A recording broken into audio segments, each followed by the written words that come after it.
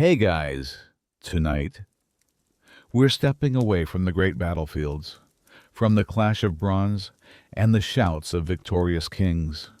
Instead, we are turning our attention to the long, quiet echo that follows a war.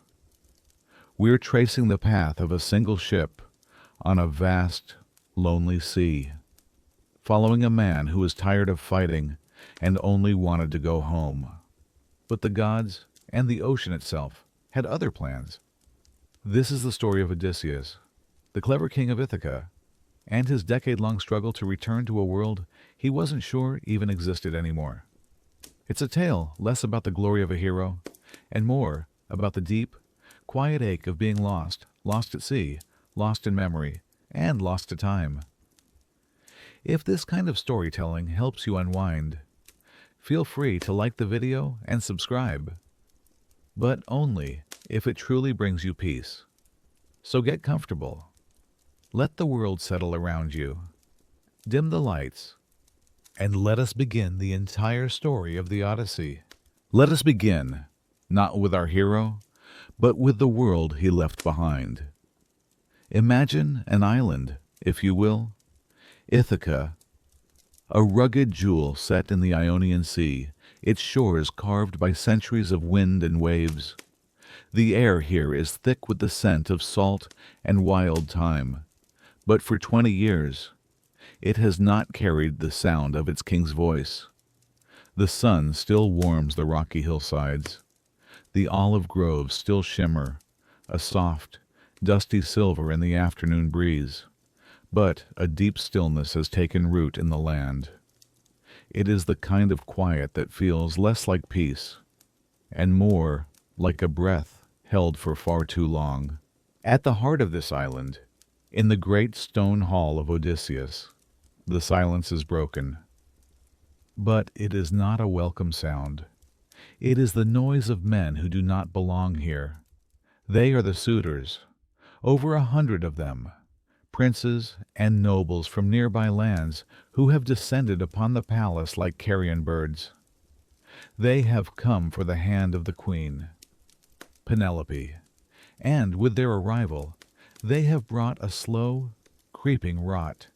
Day after day, they feast on the king's livestock. They drain his stores of wine, and they fill his home with their coarse, arrogant laughter. Their presence is a stain on the polished floors, a constant grating reminder of the deep void Odysseus left behind. And at the center of this storm of men is Penelope. Picture her now, if you can, seated at her great loom in the high chambers of the palace. By day, she weaves. The task she has set herself is to create a burial shroud for her aging father-in-law, Laertes. Her fingers move with a slow, deliberate grace, a perfect performance of queenly duty for all to see. But by night, under the faint, flickering light of a single oil lamp, she returns to the loom and undoes the day's work. Each thread she carefully pulls free is another day won, another small act of defiance against the men who would claim her, her kingdom, and her husband's throne. She is an island within an island, her endless grief and her sharp, silent cunning her only true companions. Her faithfulness has become her finest trap, but it is also her cage. The ancient Greeks had a word for what this island, this queen, this entire world is suffering from. The word is nostos. It means homecoming. It is the root of our modern word, nostalgia, and it carries the same weight of sorrowful longing. But nostos is more than just a simple return. It is a deep, painful ache for a return to what was, a yearning for a past where things made sense, where the king was in his hall, the queen was at his side, and the future felt as solid as the earth beneath your feet. Ithaca is a kingdom sick with a lack of nostos. Every sunset over the wine-dark sea is a reminder of another day the ships have not returned. Every sunrise, another confirmation of their enduring, silent loss. And so, this is the world where our story truly begins. It is a house without its master, a kingdom without its king, a family unmoored, drifting in the slow, relentless currents of time. The great doors of the palace, which once swung open to welcome a triumphant hero, now only serve to trap a queen and amplify the noise of her tormentors. The defining silence in the halls is not one of peace, but of slow, gnawing decay. And in this suffocating quiet, a boy has grown into a man, wondering if he is the son of a living king or the son of a ghost. In that great hall, amidst the endless noise and the casual waste, sits the boy who has quietly grown into a man. His name is Telemachus. He has just crossed the fragile threshold of manhood, but he wears his father's famous name like an ill-fitting cloak, one too large and heavy for his shoulders.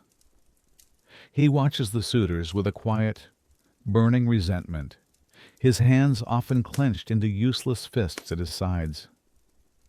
He has the title of a prince, but he does not yet have the authority or the inner confidence to command these men to leave his home. He has heard stories of his father, of course, Odysseus, the clever, Odysseus the brave, Odysseus the sacker of cities. But to him, these are just that, stories.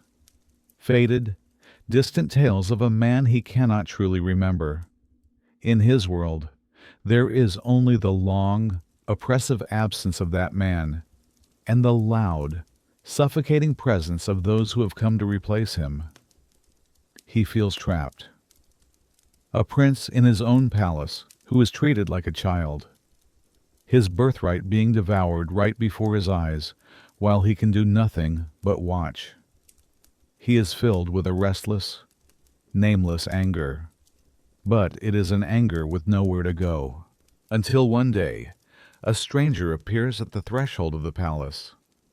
The stranger is tall, holds a spear of bronze, and his eyes seem to hold an ancient, knowing light. He calls himself Mentes, an old friend of his father's house. But we, listening from the quiet shadows of this tale, know who this really is. It is the goddess Athena, her awesome divinity veiled in mortal form, her purpose sharp and clear. She has come to light a fire. She sits with Telemachus, away from the boisterous crowd, and she does not offer him pity. She offers him a question. "How can you stand this?" she asks, her voice low but firm, cutting through his despair. "Are you truly the son of Odysseus?" The words strike Telemachus not as an insult, but as a challenge. It is a spark in the dark. For the first time, someone is speaking of his father, not as a distant memory, but as a living man, a hero who might simply be stranded on some foreign shore, still fighting to get home. The goddess plants a seed of an idea, a tangible path forward, where before there was only a wall of hopeless waiting. "Call an assembly of the island's leaders," she advises.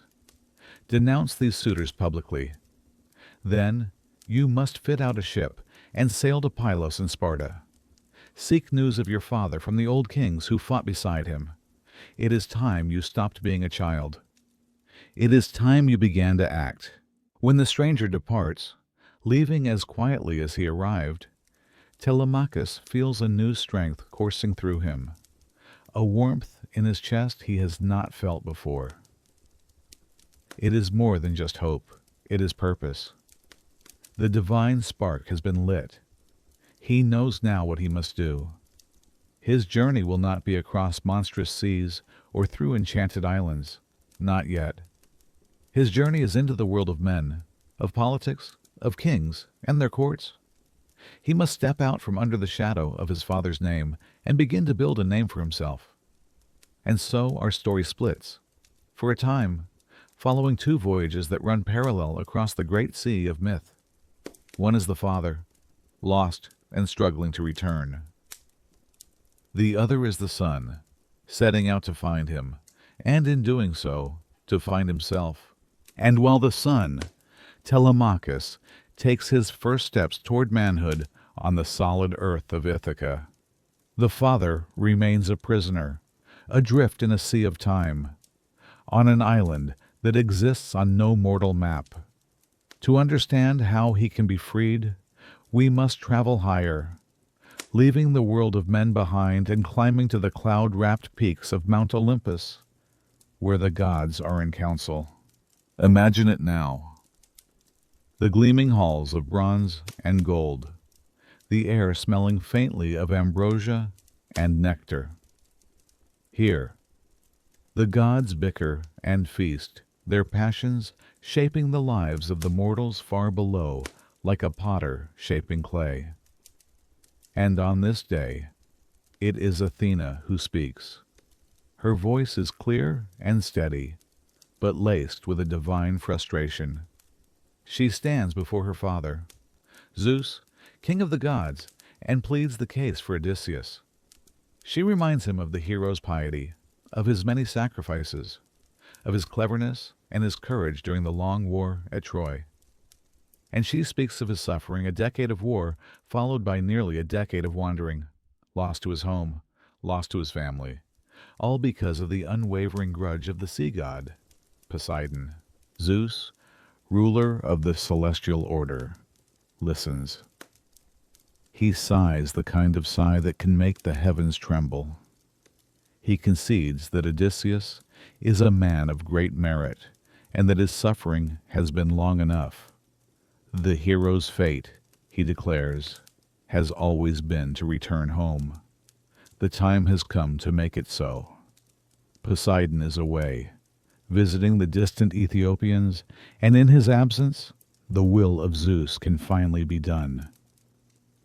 He turns to his son, the messenger god, Hermes. The command is simple: fly to the island of Ogygia, and tell the nymph Calypso that she must release Odysseus. Immediately. And so Hermes obeys. He ties on his beautiful, winged golden sandals, the sandals that carry him over land and sea with the speed of a thought. He takes up his staff, the caduceus, with its two entwined serpents, and he leaps from the peak of Olympus down through the shimmering air. He does not struggle against the waves. He skims across their surface like a seabird, a flash of divine purpose crossing the vast, empty ocean that has been Odysseus's prison. His destination is the island of Ogygia, the home of the nymph Calypso. And as he draws near, the air grows heavy with a magical perfume. This is no rugged, windswept rock like Ithaca. This is a paradise. A lush forest of alder and black poplar and sweet-smelling cypress grows thick, providing a home for long-winged birds. 4 springs of crystal-clear water flow in different directions, feeding soft meadows bursting with violets and wild parsley. A great cave, draped in a thick, fruiting grapevine, serves as Calypso's home. It is a place of perfect, sensuous, and unending beauty. A gilded cage. Hermes finds Calypso within, singing with her enchanting voice as she weaves at her golden loom. A fire of fragrant cedar and juniper wood crackles on the hearth, its scent drifting across the island.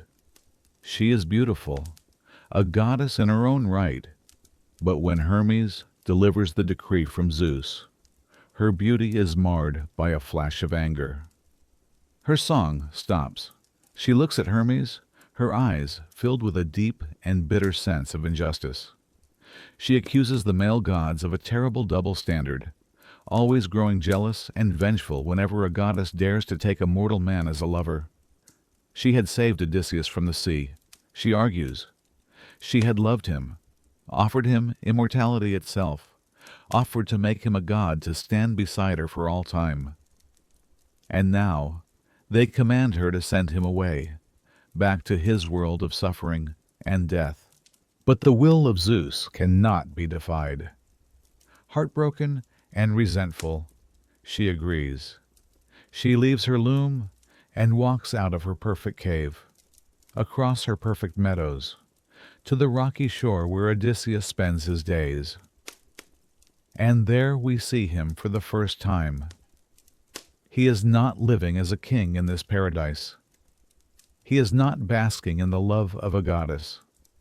He is sitting on a rock, his back to the island, staring out at the barren, wine-dark sea. His eyes, the stories say, were never dry. He is weeping, not loud, wailing cries, but the silent, constant tears of a man whose soul has been hollowed out by longing. He is consumed by his nostos. Calypso approaches him gently. She tells him the news he is free to go. She will not hinder him. In fact, she will help him, providing him with tools to build a raft and stores of food and water for his journey. At first, Odysseus is wary. His life has taught him to see a trap in every kindness.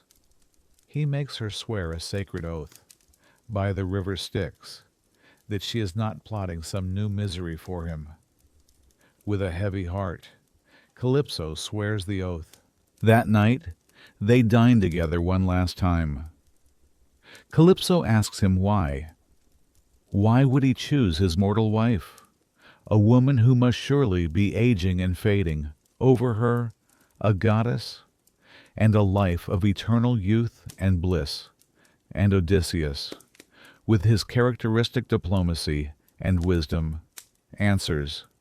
He admits that his wife, Penelope, could never compare to Calypso in beauty. But, he says, she is his home. Ithaca is his home. And it is for this that he is willing to endure any suffering the gods might still have in store. His heart, he says, has already learned to endure. And so, with the help of the nymph who loved him and was forced to let him go, Odysseus fells trees and lashes them together. Over 4 days, he builds a sturdy raft. On the 5th day, Calypso provides him with wine, water, and food, and cloaks him in fragrant robes. She summons a gentle, favorable wind to push him on his way. He climbs aboard his small craft, takes his place at the steering oar, and with a final, sorrowful look at the island that was both his sanctuary and his prison for 7 long years, he sets his sights on the horizon, a lone man sailing into the vast, uncertain emptiness of the sea. For 17 days, Odysseus sails upon a calm and open sea. The journey is quiet, lonely, but peaceful. He never lets his eyes stray from the heavens. Steering his craft by the constellations, Calypso had taught him to watch the Pleiades, the late-setting Bootes, and the Great Bear, which is ever circling the pole star and is the only one that never dips into the waters of the ocean. The gentle wind pushes him steadily onward, and for the first time in 7 years, a fragile tendril of hope begins to take root in his heart. He is moving. He is finally on his way home. The coast of Scheria, the land of the Phaeacians, is just visible on the horizon, looking like a shield lying upon the misty sea. But the gods are ever watchful, and not all of them are pleased. High in the mountains of the Solymi, the great god Poseidon, the earth-shaker, is returning from a long visit to the distant Ethiopians. He glances out across his vast domain, and his sharp eyes catch a sight that makes his divine blood run cold with rage. There, a tiny speck upon the waves, is Odysseus, his enemy, the man who blinded his son, the Cyclops Polyphemus, free and sailing on his ocean. A dark scowl twists Poseidon's features. He shakes his mighty head, his blue-black hair flowing like a storm cloud, and he speaks not to the sky, but to his own furious heart. So, he rumbles, his voice the sound of shifting continents.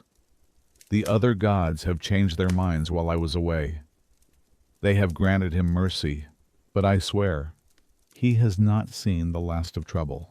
With that, he gathers the clouds. He takes up his gleaming trident, that terrible three-pronged spear, and he stirs the sea. He churns it into a chaotic frenzy, summoning the winds from every corner of the earth.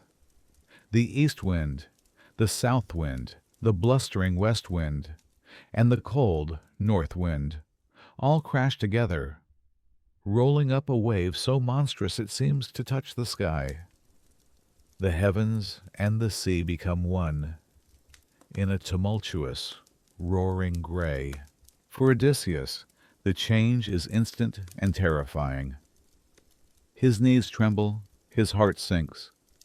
He is a master sailor, but this is no natural storm. This is the wrath of a god. The raft is tossed about like a dry piece of thistledown on a windy plain.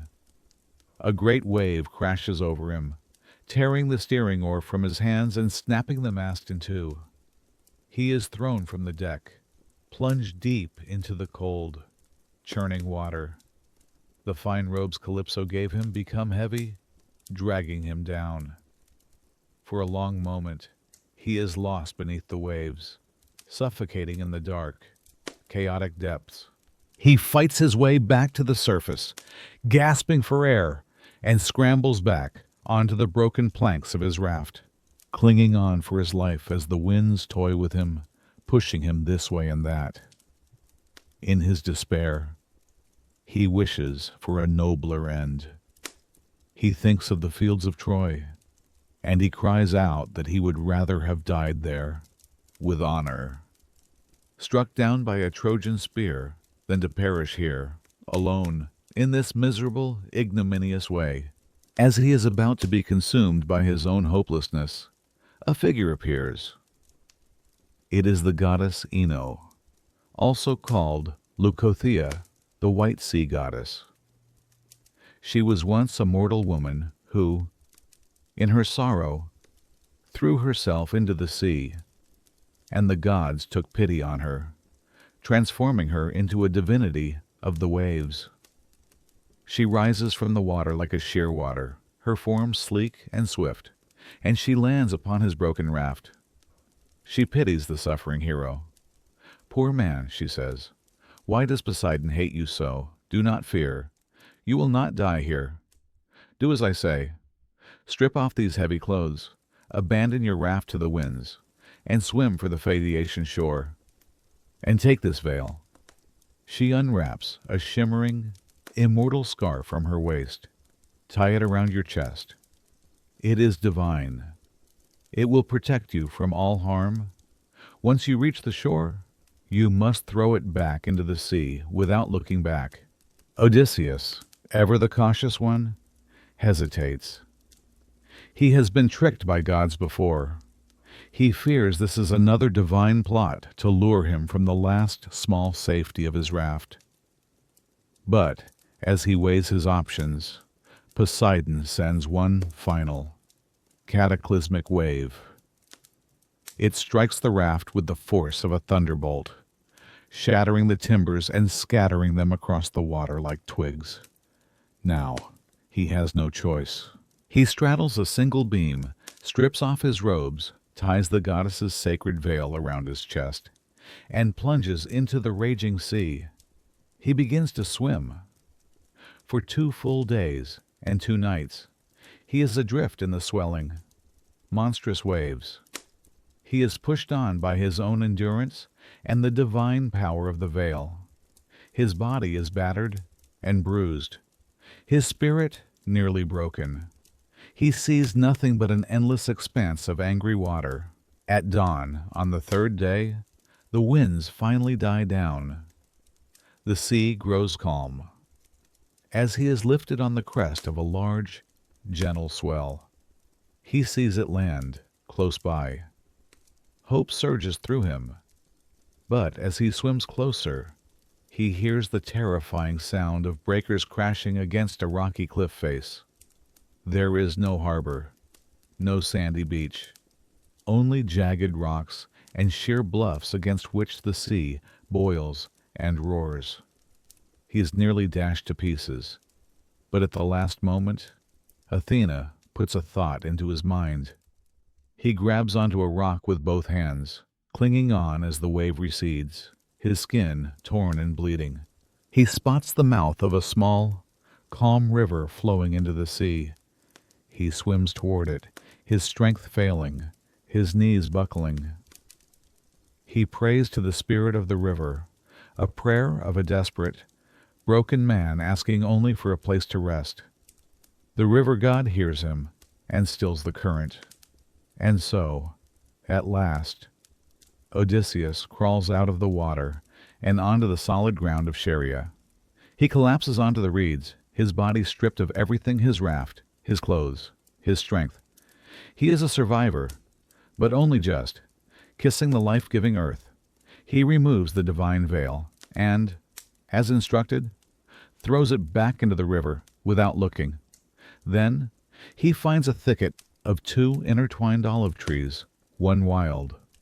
One cultivated a perfect shelter. He burrows into a great pile of fallen leaves.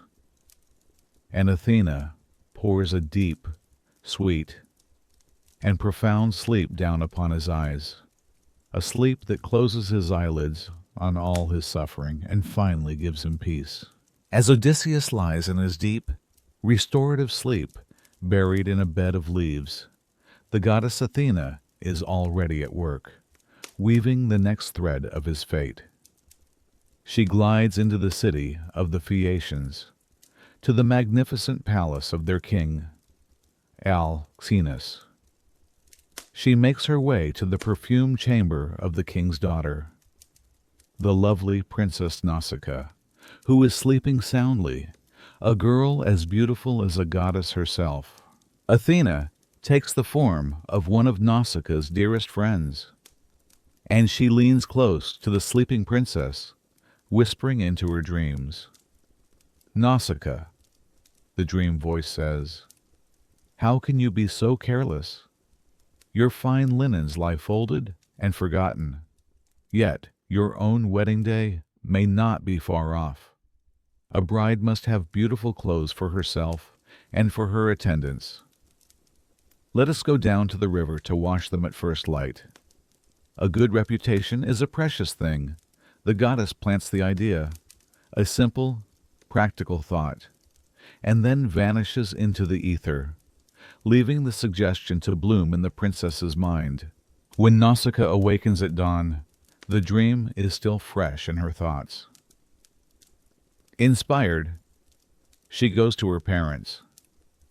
She asks her father, King Alcinous, for a sturdy wagon and mules, so that she and her maids can take the royal laundry down to the washing pools at the river's mouth. The king, amused and touched by his daughter's sudden diligence, happily agrees. The scene at the river is one of idyllic, youthful peace. The sun is warm, the sky is clear. Nausicaa and her maids unload the linens, tramp them clean in the stone pools, and lay them out upon the pebbles of the beach to dry in the sun. Their work done, they bathe in the cool river, and then, while they wait for the clothes to dry, they begin to play a game with a ball. Their laughter is light and carefree, echoing in the quiet air. It is the sound of a world untouched by war or suffering, a world of profound and gentle peace. It is this sound, the happy shout of a young girl, that finally pierces Odysseus's deep sleep. He awakens with a start, his mind instantly racing. Where am I, he wonders to himself. What new land is this? Are the people here wild savages? Or are they God-fearing and kind to strangers? He is a terrifying sight. Naked, caked in dried salt and grime, his hair matted, a wild look in his eyes from years of hardship. He breaks off a leafy branch from the thicket to cover himself, and then he steps out, like a starved mountain lion emerging from its den. The maids see him first. They shriek in terror and scatter in every direction along the shore. But Nausicaa does not run. Athena has put courage into her heart, and she stands her ground, her curiosity stronger than her fear. Odysseus, seeing that she alone has remained, uses his greatest weapon, his clever silver tongue. He knows better than to rush forward and clasp her knees in the desperate manner of a supplicant. He is a frightening figure, and such a gesture might only alarm her. Instead, he stands at a respectful distance and begins to speak, his voice smooth and honeyed. He praises her, wondering aloud if she is a goddess, perhaps Artemis, the virgin huntress, for her beauty and grace are surely divine. He speaks of his own suffering, a man tossed by the sea for 20 days, and he humbly asks for her help, a simple rag to cover himself, and directions to the city. His words are a masterclass in diplomacy, a perfect blend of flattery, pity, and respect.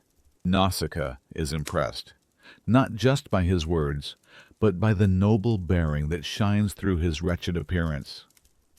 She answers with a wisdom far beyond her years. She scolds her maids for their fear, reminding them of the sacred duty of hospitality, xenia, the kindness that must be shown to all strangers and supplicants, for they are sent by Zeus himself. She commands them to give the stranger food and drink, and to bring him to a sheltered spot to bathe in the river. Odysseus washes the grime and brine from his body, and as he does, Athena sheds her grace upon him. She makes him seem taller, more powerful. She makes his hair fall in thick curls, like hyacinth flowers. When he emerges from the river, clean and dressed in the fresh clothes the maids provided, he looks less like a man and more like a god. Nausicaa stares at him in quiet awe, whispering to her maids that this is the sort of man she would wish for a husband. Knowing that it would cause a scandal if she were seen entering the city with this handsome stranger, Nausicaa devises a clever plan. She tells Odysseus to follow her wagon at a distance. He is to wait in a sacred grove of poplar trees dedicated to Athena, just outside the city walls. Once the princess and her maids have safely reached the palace, he is to enter the city himself and ask for the palace of King Alcinous. And when he gets there, she gives him one crucial piece of advice. "Walk past my father, the king," she says, "and go directly to my mother, Queen Arete, clasp her knees, and beg for her mercy. If you can win her heart, then your safe passage home is all but guaranteed." Wow. Odysseus does exactly as he is told. As he approaches the city, Athena cloaks him in a thick, magical mist so that no one can see him or question him. He marvels at the city of the Phaeacians, its fine harbor, its strong walls, its bustling public squares. And then he sees the palace. It is a wonder to behold, a place of almost supernatural beauty. The walls are made of bronze, gleaming under the sun. The doors are of solid gold, the doorposts of silver. On either side of the entrance stand two immortal guard dogs, one gold and one silver, crafted by the god Hephaestus himself. Inside, the great hall is lit by golden statues of youths holding flaming torches. The thrones are draped in fine cloth woven by the women of the court. And beyond the palace lies a magnificent orchard. where fruit trees of every kind, pear, pomegranate, apple, fig, and olive bear fruit all year round. Winter and summer have no power here. It is a land blessed by the gods, a realm of eternal abundance and peace. Odysseus walks through the great hall, still invisible in his mist. He sees the king and queen and all their nobles feasting.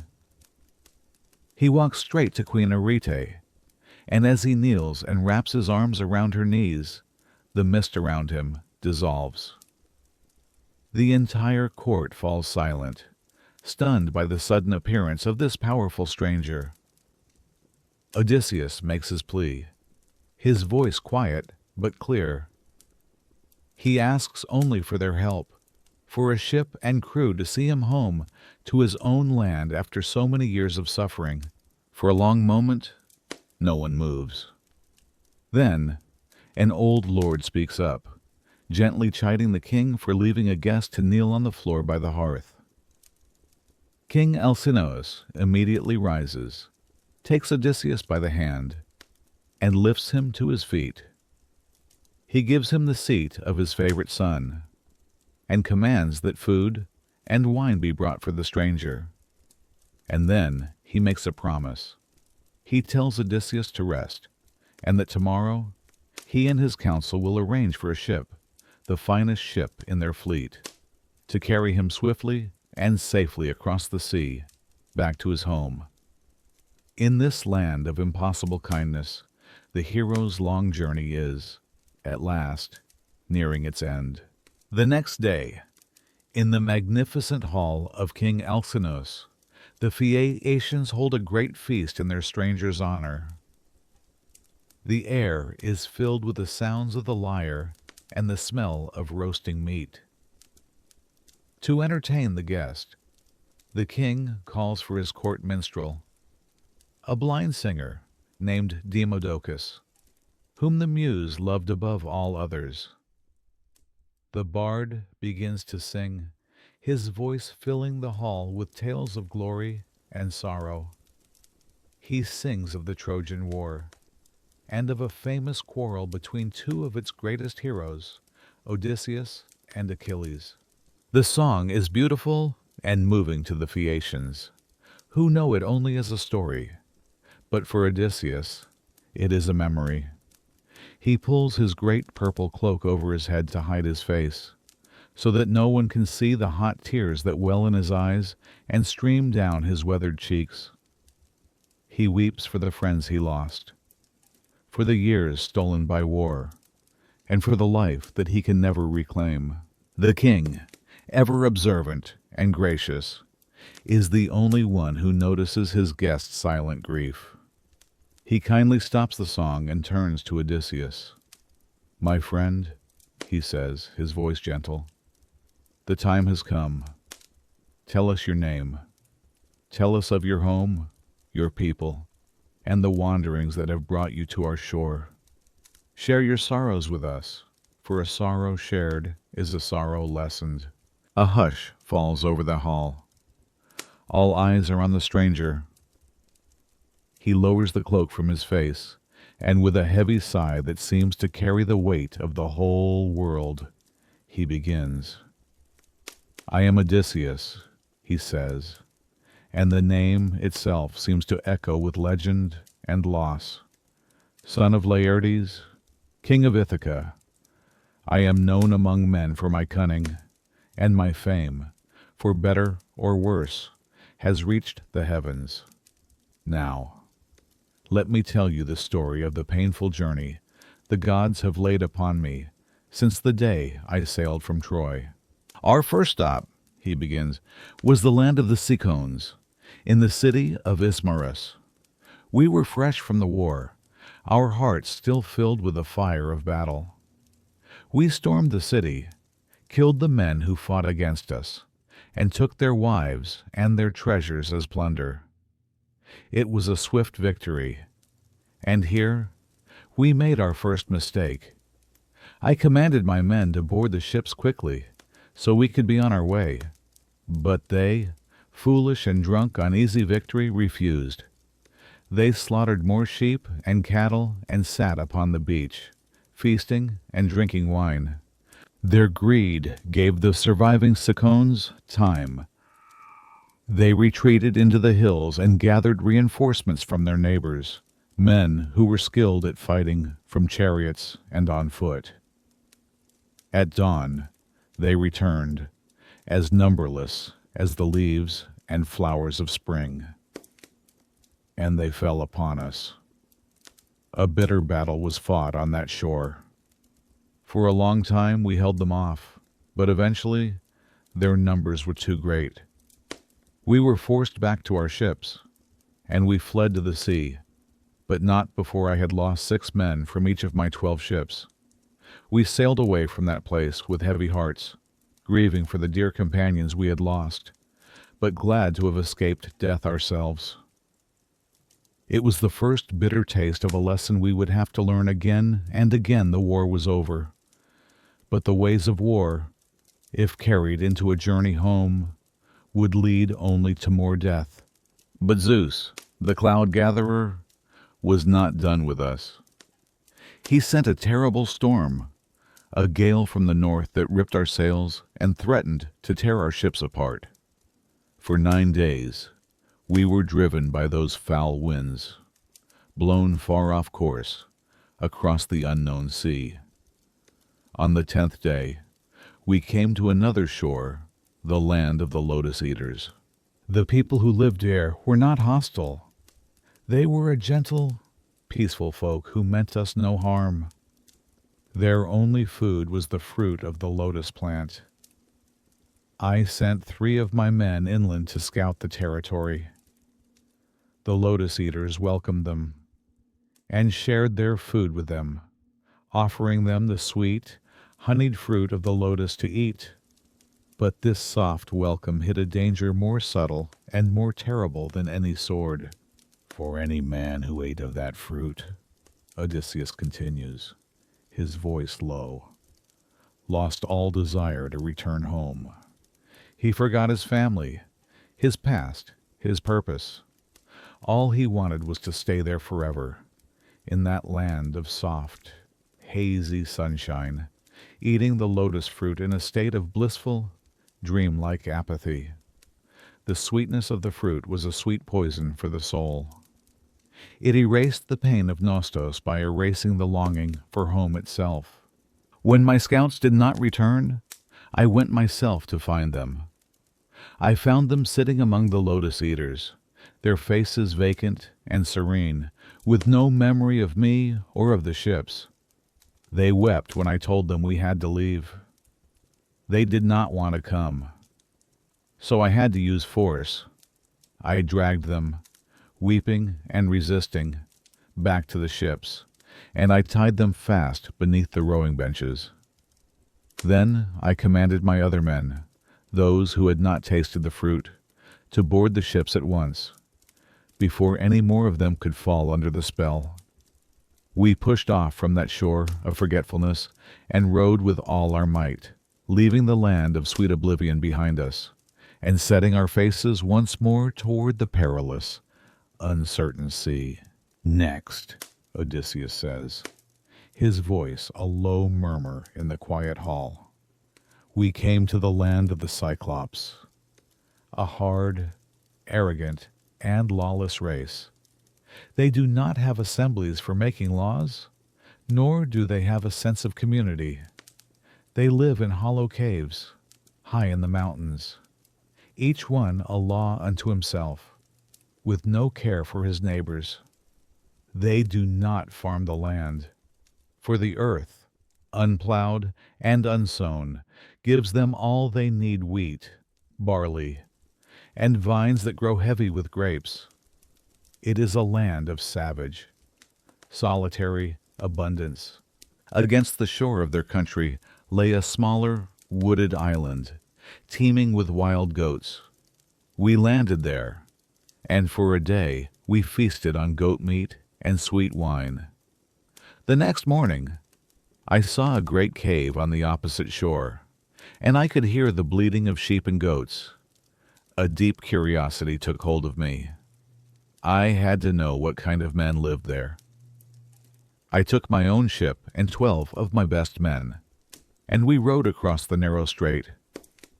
I also took with me a goatskin of very strong dark wine, a gift from a priest of Apollo I had once protected. It was a drink so potent that one would normally mix 1 cup of it with 20 parts of water. I had a feeling it might prove useful. When we reached the cave, we found it empty. It was a giant's home, no doubt. Baskets woven from willow were heavy with cheeses, and the pens along the walls were crowded with lambs and kids, separated into folds by age. My men begged me to let them take some of the cheeses and lambs, load them onto the ship, and leave at once. It was the sensible thing to do, but I refused. My curiosity and my pride got the better of me. I wanted to see the master of this cave for myself, and I hoped he might offer me a gift of hospitality, a guest gift, as is the sacred custom of Xania. It was a foolish, fatal miscalculation. So we lit a fire, made an offering to the gods, and sat down to eat some of the cheese, waiting for the owner to return. In the late afternoon, he came, and the sight of him struck terror into our hearts. He was a monstrous creature, a giant of a man, carrying a load of dry wood so large it could have been the cargo of 20 wagons. He threw the wood down with a crash that sent us scurrying into the darkest corners of the cave. Then he drove his flock of ewes inside and sealed the entrance with a slab of rock so massive that 2 and 20 four-wheeled wagons could not have budged it from its place. We were trapped. He lit a fire, and its light fell upon us. "Strangers," he boomed, his voice like rockfall. "Who are you? Where are you from? Are you traders? Or are you pirates who roam the seas, risking your own lives to bring misery to others?" I gathered my courage and answered him. I told him we were Achaeans, soldiers returning from the great war at Troy, blown off course by the winds. And then I made my plea. "We are your supplicants," I said, "and we beg you, in the name of Zeus, who is the champion of supplicants and guests, to show us kindness. Revere the gods." My friend, the giant let out a short, contemptuous laugh. "You are a fool, stranger," he snarled, "to tell me to fear the gods. We Cyclopes do not care for Zeus or his thunderbolts. We are much stronger than they are. I will not spare you out of fear of any god. But tell me, where have you left your ship?" It was a clear trap, and my cunning mind saw it at once.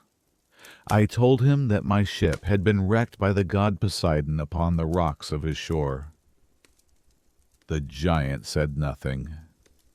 He simply rose, and in a swift, horrific motion, he seized 2 of my companions, dashed their heads against the stone floor as if they were puppies, and began to devour them, limb by limb, washing the grisly meal down with great gulps of milk. We could only watch, frozen in horror, and weeping in our helplessness.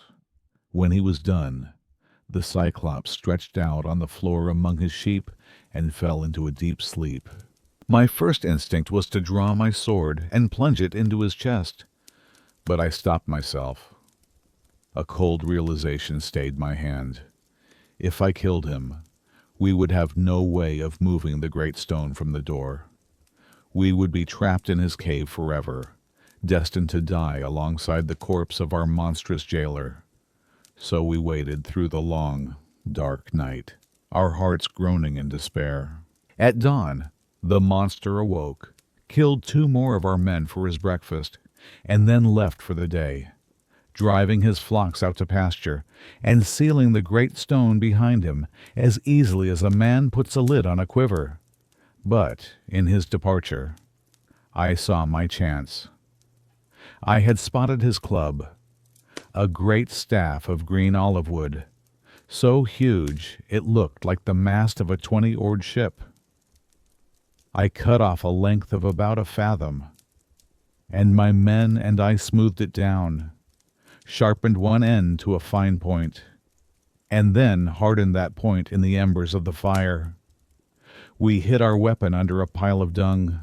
When the Cyclops, whose name was Polyphemus, returned that evening and had eaten 2 more of my men, I approached him, holding a wooden bowl filled with the dark, unmixed wine I had brought. "Cyclops," I said, "drink this wine, after your meal of human flesh." He took the bowl and drank it down. The potent wine was a revelation to him. He asked for another bowl, and then a third. His mood softened. His speech began to slur.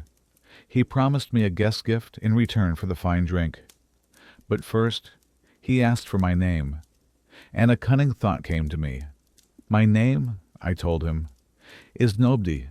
Nobody. That is what my mother and father and all my friends call me." The giant chuckled, a drunken, rumbling sound. "Then my guest gift to you, Nobody," he said, "is this: I will eat all of your companions first, and I will eat you last." And with that, he fell backward onto the floor, his great neck bent to one side, and passed out into a drunken, snoring stupor. This was the moment. I pushed the stake deep into the fire until it was glowing, a terrible, fiery red. My men and I lifted it, and with all the strength we could muster, we drove the sharpened point straight into the monster's single, central eye. The eyeball hissed and sizzled around the stake like hot metal plunged into cold water. He let out a deafening, blood-curdling roar that shook the very walls of the cave, and he tore the stake from his eye, now a gushing, smoking ruin. He began to stumble blindly around the cave, screaming for help. "Nobody is killing me," he bellowed. "Nobody is killing me by treachery." The other Cyclopes in the nearby caves heard his cries and came to his door. "What is wrong? Polyphemus," they called out. "Why do you wake us in the middle of the night?" And he, in his pain and fury, shouted back, "Nobody is killing me." Hearing this, his friends simply shrugged and walked away. "If nobody is harming you," they said, "then your sickness must be a plague from Zeus, and you should pray to your father, Poseidon." My trick had worked. The next morning, the blinded giant, groaning in agony, rolled away the stone to let his sheep out to pasture. He sat in the doorway, his great hands feeling the backs of each sheep as it passed, to make sure none of us were riding them. But I had devised another plan. I had lashed the sheep together in threes, and I had tied one of my men under the belly of the middle sheep in each group. As for myself, I chose the greatest ram in the flock, a magnificent beast with a thick, heavy fleece. I clung to the wool of his underside, my face buried in his warm, greasy coat. One by one, our living rafts passed under the searching hands of the monster, and we were free. Once we were a safe distance from the cave, I released myself and my men. We herded the best of the flock down to our ship and quickly set sail. But once we were out on the water, my anger and my pride overwhelmed me. I could not resist. I cupped my hands around my mouth and shouted back at the shore, "Cyclops, so you were not so strong after all. Your punishment has come from Zeus for daring to eat the guests in your own home." In a blind fury, Polyphemus ripped the top off a nearby mountain and hurled it at us. The massive rock landed just in front of our ship, creating a huge wave that nearly washed us back onto the shore. My men frantically rowed us back out to sea, begging me to be quiet. But my foolish pride was not yet satisfied. I had to let him know who had bested him. I had to claim my glory, my Kleos. Cyclops, I shouted again, my voice ringing across the water. If any mortal man ever asks you who it was that put out your eye and shamed you, tell them it was Odysseus, sacker of cities, son of Laertes, whose home is on Ithaca. The giant let out a final, terrible cry. He had heard that name before. A prophet had once told him he would be blinded by a man named Odysseus. Then, lifting his hands to the starry sky, he made a prayer. He prayed to his father, the mighty god of the sea. "Hear me, Poseidon," he cried. "If I am truly your son, grant me this. Let Odysseus, the sacker of cities, never reach his home. But if it is his destiny to see his friends and his native land again, then let him return late, and in misery, having lost all his companions. Let him come home in a stranger's ship, and let him find a world of trouble in his own house." And from the depths of the ocean, the sea god heard his son's prayer. And he consented. We sailed on from that accursed shore. Odysseus's tale continues. And in time, we came to the island of Aeolia. This was a place of wonders, an island that floated upon the sea, surrounded by a wall of sheer, unbreakable bronze. It was the home of Aeolus, a man dear to the immortal gods, whom Zeus had made the master of the winds. He could hold them back or let them go as he pleased. His home was a place of perpetual feasting and joy. Aeolus lived with his 6 sons and his 6 daughters, and in a strange and happy arrangement, he had married his sons to his daughters. Their days were spent in laughter and celebration, their tables always groaning with food. For an entire month, Aeolus showed me and my men the greatest hospitality. He questioned me at length about Troy, about the Achaean fleet, and about our journey home. I told him the whole, long, sorrowful story. When the month was over, and I asked him for leave to depart, he readily agreed and gave me a magnificent parting gift, one designed to ensure our safe and swift return. He took the hide of a 9-year-old ox, and from it he made a leather bag. Into this bag he bound all the winds of the world, the blustering north wind, the stormy east wind, the wet south wind, every single raging gale and blustering breeze. He sealed the bag tight with a gleaming silver cord, so that not even the smallest puff of air could escape. Then he left only one wind free, the gentle Zephyrus, the west wind, whose soft breath was to blow us steadily homeward, straight to Ithaca. It was a gift of incredible power, a gift built on trust. With all the contrary winds safely imprisoned, our journey was smooth and untroubled. For 9 days and 9 nights we sailed eastward, the west wind filling our sails. And for all that time, I myself held the sheet of the mainsail, manning the tiller, never allowing myself a moment's rest. I was so close to home, I would not trust the task to anyone else. On the morning of the 10th day, our homeland came into view. We were so close that we could see the rocky shores of Ithaca. We could see men tending beacon fires on the hillsides. My heart soared. After 10 years of war and another long year of wandering, we were finally there. The long journey was over. And so, with our goal in sight, my weary body finally gave in. A deep, sweet sleep overcame me. It was in that moment that disaster struck. For days, My men had been watching me and the strange, heavy bag I kept by my side. They did not know what was in it, and their weary, jealous minds had begun to invent fantasies.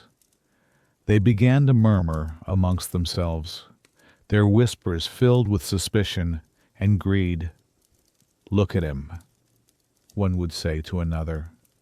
"Everywhere he goes, he is loved and honored. He comes away with priceless treasures, while we, who have endured the same hardships, are returning home with empty hands." They convinced themselves that the ox-hide bag was filled with a fabulous treasure of gold and silver, a secret gift from Iolus that I was planning to keep all for myself. Their envy grew until it became unbearable. While I slept, their foolish counsel prevailed. "Let's open the bag," they said, "and see how much gold and silver is inside." They gathered around it, and with fumbling, greedy fingers, they untied the silver cord. The effect was instantaneous and catastrophic. All of the winds of the world, which had been trapped and struggling within the bag, burst out at once in a single, furious tempest. A hurricane of unimaginable force erupted from the bag's mouth, catching our ships and spinning them around. The gentle west wind was instantly overpowered.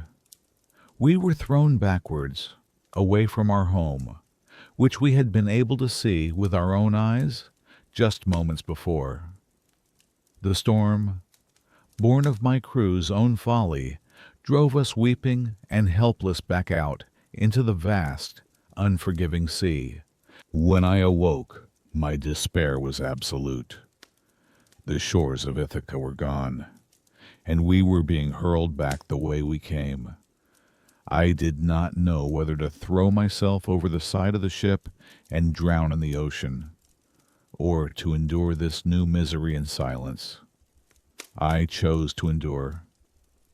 I covered my face with my cloak and lay down on the deck, my heart broken, as the winds of our own making blew us all the way back to the floating island of Iolia.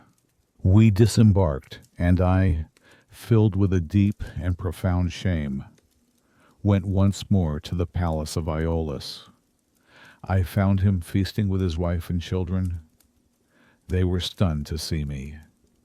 They asked how it was possible I had returned. I told them the shameful truth that my own untrustworthy crew and my own accursed sleep had been my ruin. I begged him humbly to help us once more. But the face of Iolus was no longer kind. It was filled with horror and disgust. He looked at me as if I were a contagion. In the ancient world, such a spectacular run of bad luck, such a perfect snatching of defeat from the jaws of victory, could mean only one thing. "Get out," he screamed at me, his voice trembling with righteous fear. "Leave this island at once. You are the most cursed of all living men. I cannot help you.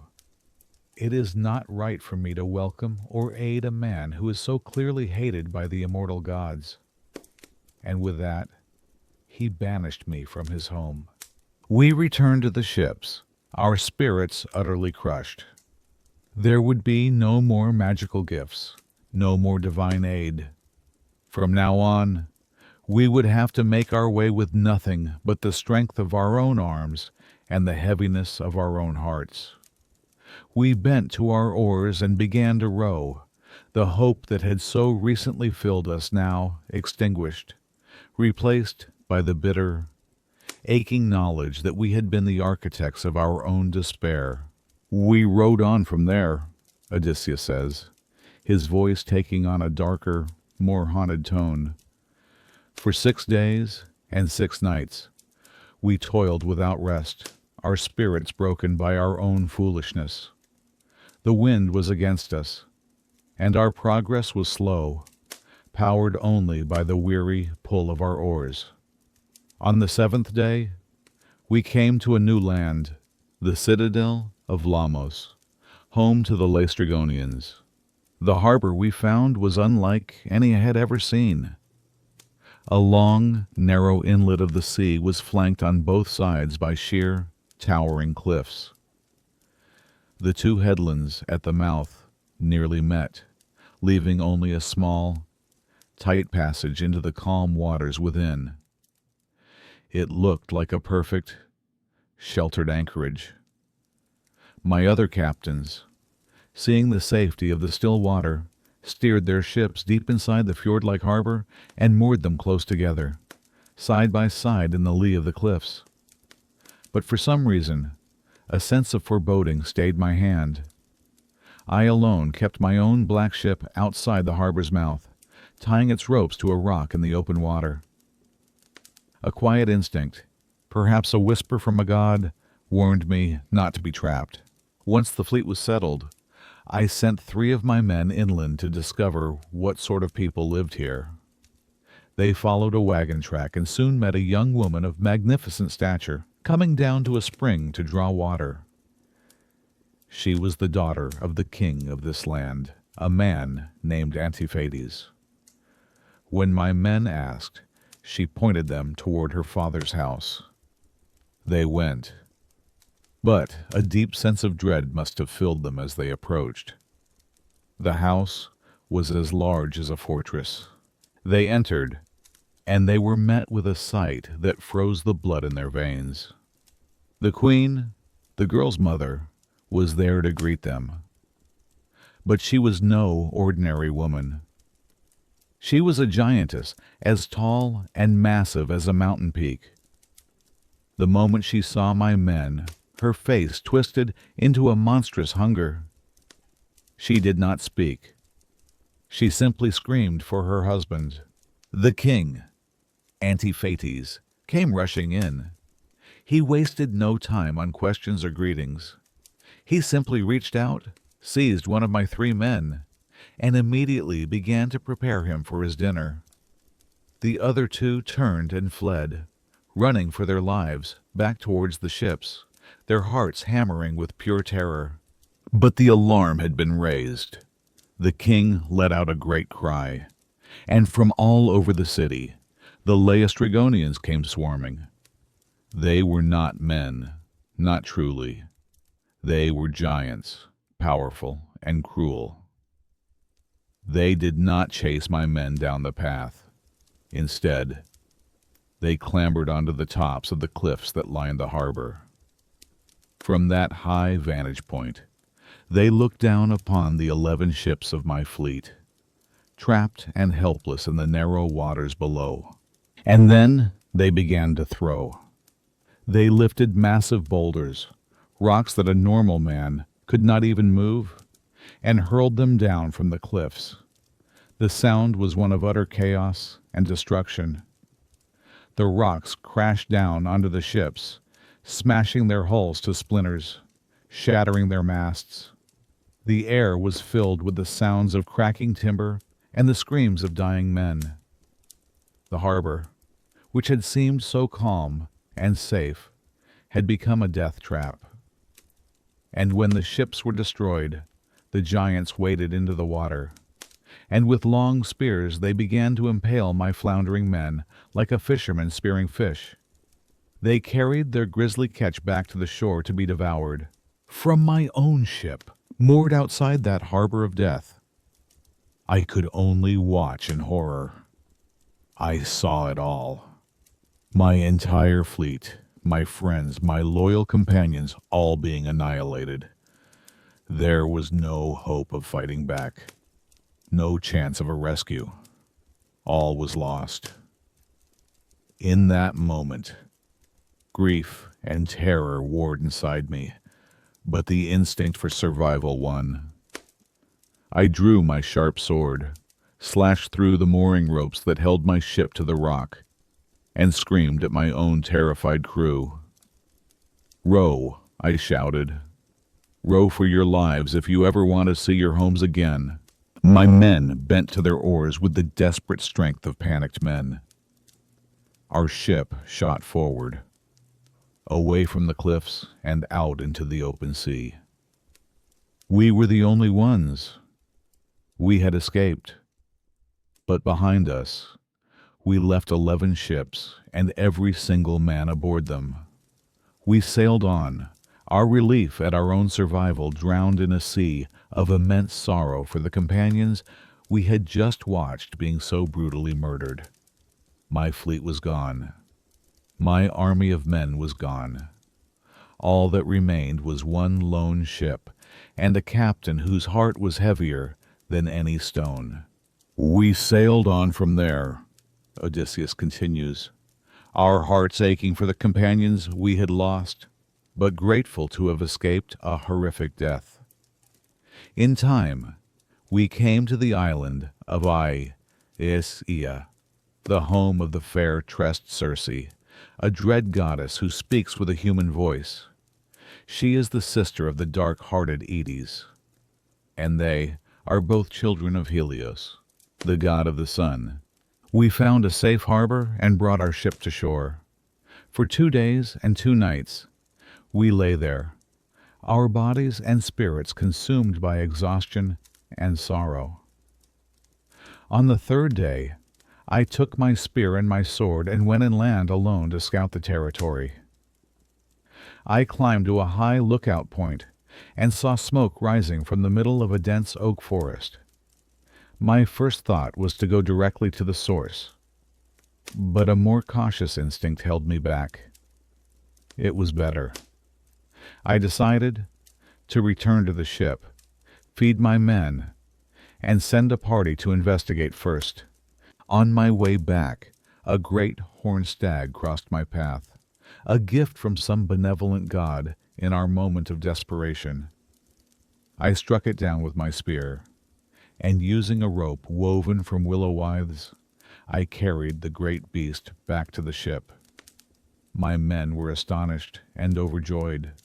We had a magnificent feast, which helped to momentarily chase away our grief. The next day, I gathered them together.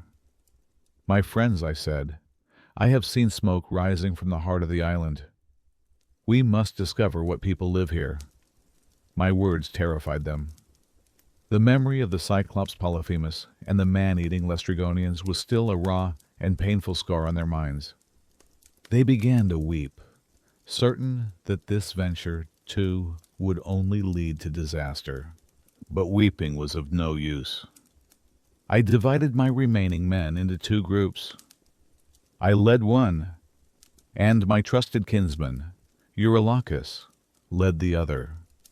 We cast lots to see who would go, and the lot fell to Eurylochus. He and 22 of our comrades departed grimly, while the rest of us waited behind, our hearts full of worry. They found Circe's palace, built of polished stone, set in a clearing in the woods. But a strange sight greeted them. The grounds were prowled, not by guard dogs, but by mountain lions and wolves. When these beasts saw my men, they did not attack. Instead, they rose on their hind legs and fawned upon them, wagging their long tails like hounds welcoming their master. My men were terrified by the unnatural sight. They stood at the gates and heard a beautiful voice singing from within. It was Circe, working at her great and splendid loom, weaving the kind of divine, glittering fabric that only goddesses can make. They called out to her, and she came to the door at once, opened the shining gates, and invited them in. All of them, in their foolishness, followed her happily, all except one. Eurylochus, being cautious by nature, suspected a trap and remained outside. Circe led the men in, seated them on fine chairs and thrones, and prepared a potion for them. It was a mixture of cheese, barley, and yellow honey, mixed with Pramnian wine. But into this sweet concoction, she secretly stirred her wicked drugs, a magic that makes one forget their native land entirely. After they had eaten and drunk, She struck each man with her wand, and instantly they were transformed. They had the heads, the voices, the bristles, and the bodies of pigs, but their minds within were still human.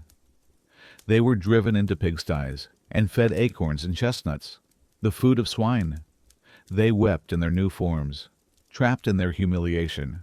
Eurylochus waited for a long time, but when no one came out, he returned to the ship, his heart wild with terror and grief.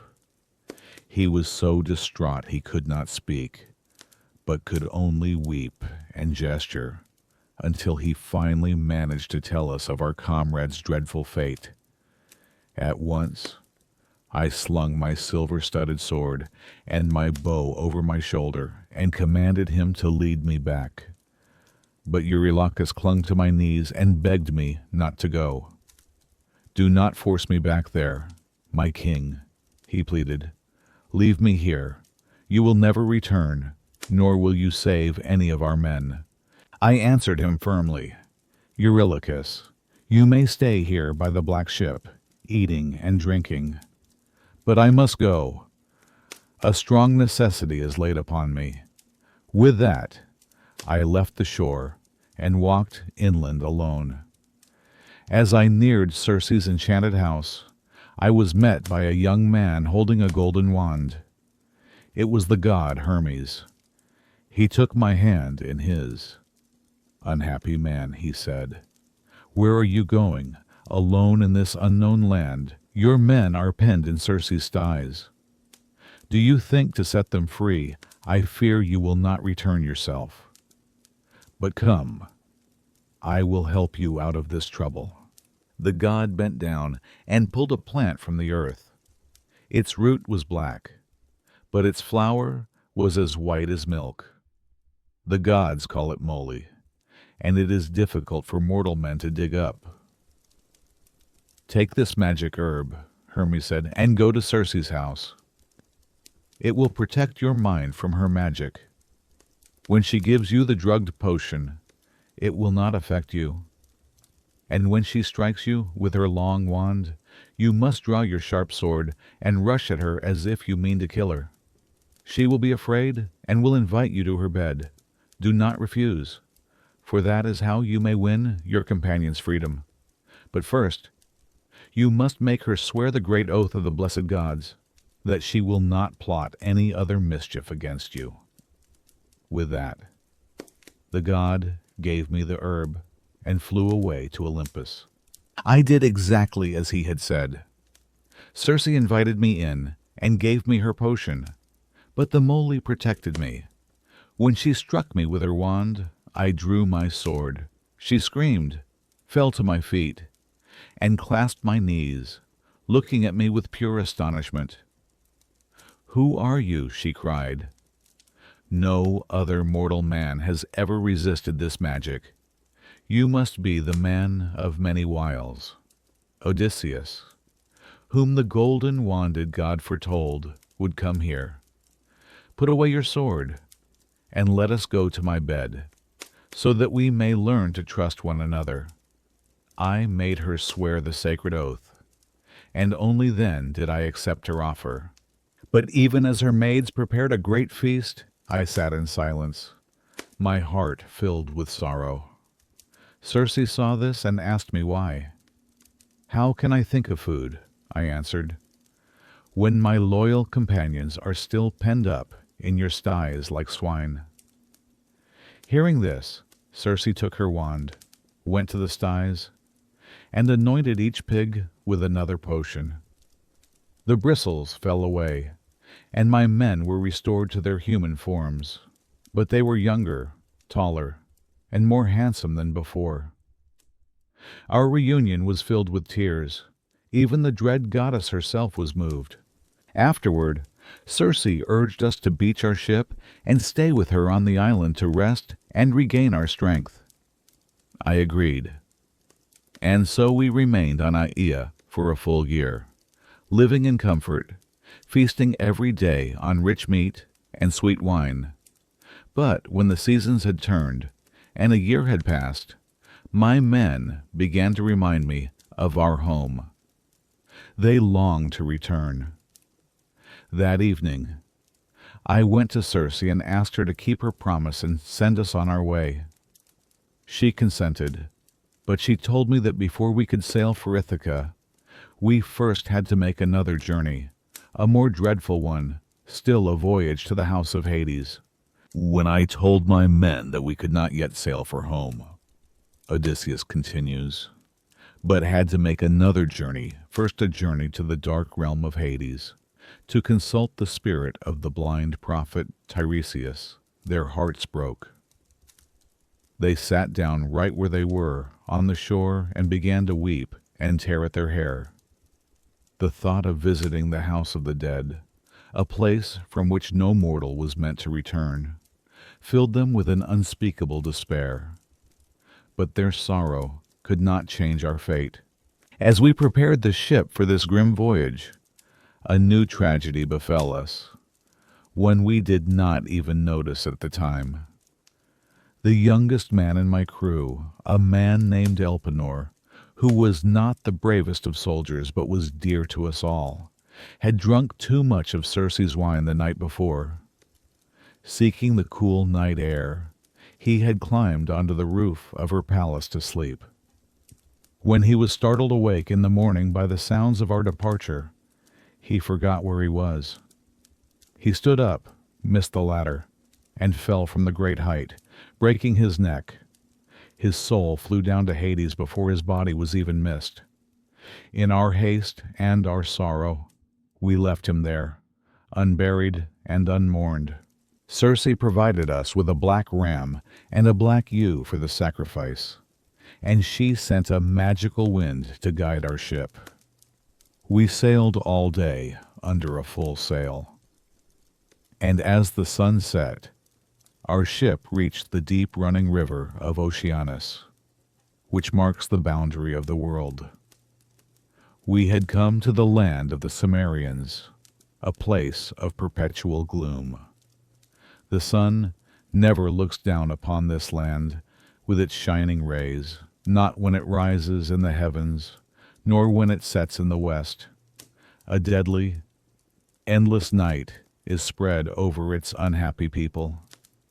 It was a place of mist, shadow, and profound silence. We beached the ship and followed the river until we came to the spot Circe had described. There, at the place where the river of pain and the river of wailing flow into the river of woe, I did as the goddess had instructed. I drew my sharp sword and dug a trench, a cubit long and a cubit wide. Around it, I poured out libations to all the dead, first a mixture of milk and honey, then one of sweet wine, and finally one of water. I sprinkled white barley over it all, and I made a solemn vow that when I returned to Ithaca, I would sacrifice my finest heifer in their honor. Then I took the 2 sheep. I slit their throats over the trench, and let the dark blood flow down into the earth. And at once they came, the souls of the dead who have departed from this life. They gathered out of the depths of Erebus, fluttering up like bats from a cave. There were spirits of brides, of young men, of old men who had suffered greatly, of tender young girls whose hearts had just learned sorrow, and of warriors slain in battle, their armor still stained with blood. They swarmed around the trench with an eerie, unearthly cry, 1,000 whispering, strengthless heads, all drawn by the scent of the dark blood. A pale green fear seized me. I sat on my heels, my sword drawn, and I would not let any of the pathetic ghosts come near the blood until I had questioned the one I came here to see. The first soul to approach was one I recognized with a shock of grief and pity. It was Elpenor, my crewman who had died at Circe's house. I wept when I saw him. I asked him how he had come here, how his spirit had outpaced my black ship. He told me the sad tale of his drunken fall. and he begged me, in the name of the wife and father I had left behind, and of my son Telemachus, to not leave him unburied. He pleaded with me to return to Aea and give his body proper funeral rites, to burn him with his armor, and to build a cairn for him on the shore, with the oar he used a pole still standing upon it, a marker of his humble life. I promised him I would not forget. Then another spirit came forward, and this one shattered my heart. It was the shade of my own mother, Anticlea, the daughter of the great Autolycus. She had been alive and well when I left for Troy. I had not known that she was dead. Tears streamed down my face, but even in my grief, I knew I had to be cruel. I held her back with my sword, preventing her from touching the blood. The law of this place was absolute. I had to speak with Tiresias first. Finally, the soul of the great Theban prophet, Tiresias himself, appeared, holding a golden scepter. He recognized me. He was the only shade who seemed to possess his full mind without first tasting the blood. He asked why I, a living man, had dared to come to this joyless place. I moved aside and let him approach the trench. He drank deep of the black blood, and when he was done, his voice was filled with the chilling certainty of prophecy. He told me that my journey home would be made difficult by the unceasing rage of Poseidon, but he said I might still reach Ithaca, despite my suffering, if I and my men could control our desires. He gave me a stark and terrible warning. You will come to the island of Thrinacia, he said, and there you will find the grazing herds and fat flocks of Helios, the god of the sun. Do not harm them. Do not touch a single one. If you leave the cattle unharmed and think only of your return, you may all yet make it back to Ithaca. But if you harm them, then I foretell the destruction of your ship and your crew, and even if you yourself escape, you will return home late, and alone, a broken man in a stranger's ship. You will find a world of trouble in your own house, arrogant men devouring your livelihood and courting your wife. The prophet's words fell upon me like stones. He went on, telling me that I would kill these suitors, either by cunning or in open battle. And then he told me of one final journey I must make after I had reclaimed my home. He said I must take a well-made oar and walk inland, so far from the sea that I would meet people who know nothing of it, people who eat their food unsalted and have never seen a crimson-prowed ship. He told me I would know I had arrived when another traveler mistook my oar for a winnowing fan. There, I must plant the oar in the earth and make a rich sacrifice to Lord Poseidon. Only then would my peace with the sea god be made, and my own death, he said, would come for me gently, far from the sea, in a rich and happy old age, with my people prosperous around me. When he was done, his spirit withdrew back into the house of Hades. He had given me the knowledge I sought. He had laid out the map of my future, but it was a map filled with monsters, with temptation, with the deaths of all my men, and with one final weary journey that would take place even after my homecoming. I sat there in the gloom, by the trench of blood, the whispers of the dead all around me, my heart heavy with the terrible weight of knowing what was to come. After I had spoken with the spirits, Odysseus's voice continues, now tinged with the memory of fresh horror. We sailed back from the house of Hades, retracing our path to Circe's island of Aea. The first thing we did upon our return was to fulfill the promise I had made in the underworld. We found the body of our comrade, Elpenor, and we gave him the funeral rites he had begged for. We wept. We built him a barrow of stones on the headland, and we planted his oar atop the mound to mark his final resting place. Our debt to the dead was paid. That evening, Circe came to us.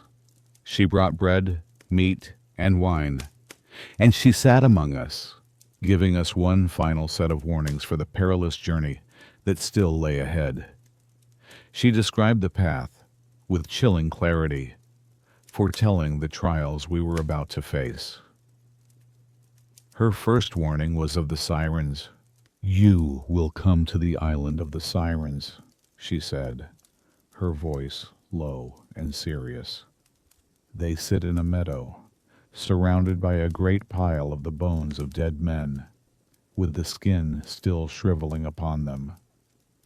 They enchant every man who sails near them with their high, sweet, thrilling song. Any man who hears their voice and draws near will never see his wife or his children again. He will sit in their meadow and listen until he rots away. You must row past them without fail. Take a block of beeswax, soften it, and plug the ears of all your men, so that none of them can hear the song. But if you yourself wish to listen, then you must have your men tie you, hand and foot, to the mast of your ship, upright and bound with strong ropes. And you must command them that if you beg or plead to be released, they are only to bind you tighter." Her second warning was of an impossible choice. Beyond the sirens, she told me, lay a strait where two monstrous perils awaited. On one side was a great cliff, and beneath it the divine Charybdis. 3 times a day she sucks the dark sea water down into a terrifying whirlpool, and 3 times a day she belches it back up in a chaotic surge. If your ship is there when she swallows the sea, nothing can save you, not even Poseidon himself. On the other side, Circe continued, is another, higher cliff, in which there is a dark and misty cave. There dwells Scylla, a creature of unspeakable horror. She has 12 dangling feet and 6 long, serpentine necks, and on each neck is a hideous head. In each head are 3 rows of sharp teeth, packed close together and full of black death. She hides her body in the cave, but lets her heads dangle out, fishing for dolphins, seals, or any larger prey that passes by like a man on a rock fishing with a long line. No ship has ever boasted of sailing past her without loss. For each of her heads, she will snatch 1 man from the deck of your ship. I asked her if there was no way to fight Scylla off, to protect my men. Circe's reply was grim. "You foolish man," she said. "Are you still thinking of battle and deeds of war? She is not mortal. She is an immortal evil, a horror, a ruin. There is no defense. The only course of action is to flee. If you linger to put on your armor and fight, I fear she will only have time to strike again and take another 6 of your men." Her advice was a terrible calculus of loss steer closer to Scylla. It is far better to mourn 6 men than to lose them all to Charybdis. The next morning, we set sail, my heart heavy with her words. As we approached the island of the Sirens, I did exactly as Circe had instructed. I kneaded a great cake of beeswax until it was soft and plugged the ears of every man in my crew. Then they took me and bound me tightly to the mast. The sea was unnaturally calm. The wind died down to a dead hush, as if the world itself was holding its breath to listen. And then I heard it. The song. It was more beautiful and more terrible than I could have ever imagined. It was not just a melody. It was a promise. They sang directly to me. "Come closer, famous Odysseus," they called, their voices weaving a tapestry of sound that seemed to pull at my very soul. "Come closer, great glory of the Achaeans." No man has ever sailed past us in his black ship without listening to the sweet song from our lips, and going on his way filled with delight and greater knowledge. For we know all the things that you and the Argives suffered for on the broad plain of Troy, and we know everything that comes to pass on the whole fruitful earth. They offered me my own glory, my Cleo's, and they offered me infinite knowledge. It was the most potent temptation a man like me could ever face. My heart yearned to listen. I strained against my bonds, my eyebrows signaling my men to set me free. But they, obedient to my original command, only rode harder. Two of them stood up and bound me with even more ropes, pulling them tighter until the cords cut into my flesh. We rode past, and only when the song had faded to a whisper on the wind did they finally take the wax from their ears and release me. But there was no time for relief. We immediately heard a new, terrifying sound, the thunder of surf and the deep, groaning roar of Charybdis. Fear seized my men, the oars flew from their hands. I walked among them, my voice calm, hiding the terror in my own heart. I reminded them that my cunning had saved them from the Cyclops, and it would save them again. I ordered them to row with all their might, and I told my helmsman to steer the ship close to the cliff face, away from the monstrous whirlpool. But I did not tell them about Scylla. I did not mention the other, unavoidable horror. I feared that if I did, they would drop their oars in panic and huddle together in the hold, dooming us all. As we entered the narrow strait, we stared, mesmerized with terror, at the sight of Charybdis. The sea was being sucked down into a vortex that churned and boiled like a cauldron over a great fire. The spray flew up to the tops of the cliffs. The very rock of the seabed was exposed, black with sand. It was a sight of absolute, cosmic destruction. And it was while my men were staring, their faces pale with fear at this horror, that the other horror struck.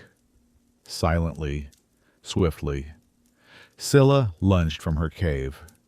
6 of her long necks snaked down, and her monstrous head snatched up 6 of my strongest, ablest men from the deck. It happened in an instant. I saw their arms and legs dangling high in the air, writhing as they were lifted up toward the cliff. I heard them scream my name one last time, a final, desperate cry for the help I could not give.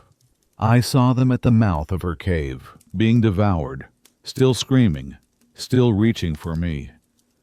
And of all the pitiful things I have seen in my long years of suffering on the sea, that sight, Odysseus says, his voice finally breaking, was the most pitiful. We rowed on, frantically, leaving the strait of monsters behind us, our hearts filled not with relief, but with the fresh, raw agony of the loss. We had survived, but the cost was a part of our own soul. We sailed on from that dreadful place, Odysseus's voice says, heavy with the finality of what he is about to tell. And soon we came to the beautiful island of Thrinacia, the island of the sun. This was the one place the blind prophet Tiresias and the sorceress Circe had both warned me about with the gravest of words. For on this island grazed the sacred herds of Helios, the god of the sun, 7 herds of immortal cattle, and 7 fine flocks of sheep, 50 in each flock. They were beautiful, fat, and sleek, but they were not for mortal men. I spoke to my exhausted crew with a heavy heart. "My friends," I said, "I must tell you the prophecies of Tiresias and Circe. They have commanded me, in the strongest possible terms, to shun the island of the sun god. They say a terrible disaster awaits us here. We must row past this island and not set foot upon it. My words were met with open rebellion. My men were at the breaking point, their bodies aching, their spirits crushed by the loss of their 6 companions. It was my cousin, Eurylochus, who spoke against me, his face set in a bitter mask of defiance. 'You are made of iron, Odysseus,' he said. 'Your strength is unending. But we are only men, and we are worn out with toil and lack of sleep. And now you ask us to sail on through the dark night on a foggy sea, when the winds that wreck ships are born in the night. No, I will not go on. We must land. We must make our supper on the shore and sleep on the land tonight.' The rest of the crew roared their approval. I saw then that they would not be moved, and I knew that some god was plotting our doom. I gave in, but only on one condition. I made every single man swear a great and solemn oath, a sacred vow, that if we found a herd of cattle or a flock of sheep, he would not, in his recklessness, kill a single one. They were to be content with the food that Circe had provided us. They all swore the oath readily, and so we landed on the island in a sheltered cove near a freshwater spring. But our luck had run out. For an entire month, a great storm blew continuously from the south and the east. No ship could leave the island. For as long as our bread and our red wine lasted, my men kept their oath and left the cattle untouched. But when the food from the ship was all gone, the true test began. Hunger began to stalk us. We were reduced to desperation, fishing with bent hooks and hunting for birds, anything to keep our bellies from gnawing at our ribs. But it was never enough. One day, I went inland by myself to pray to the gods, hoping one of them might show me a way out of this trap. I washed my hands, and I prayed. And as I prayed, the gods poured a sweet sleep over my eyes. It was in that moment of my weakness that Eurylochus made his fatal, mutinous speech to the others. "Listen to me, my suffering comrades," he said. "All forms of death are hateful to us poor mortals, but to die of starvation is the most pitiful death of all. So come now, let us drive off the best of the cattle of the sun and make a sacrifice to the gods who rule the heavens. And if Helios is angered by this, and the other gods agree, and they choose to wreck our ship, then so be it.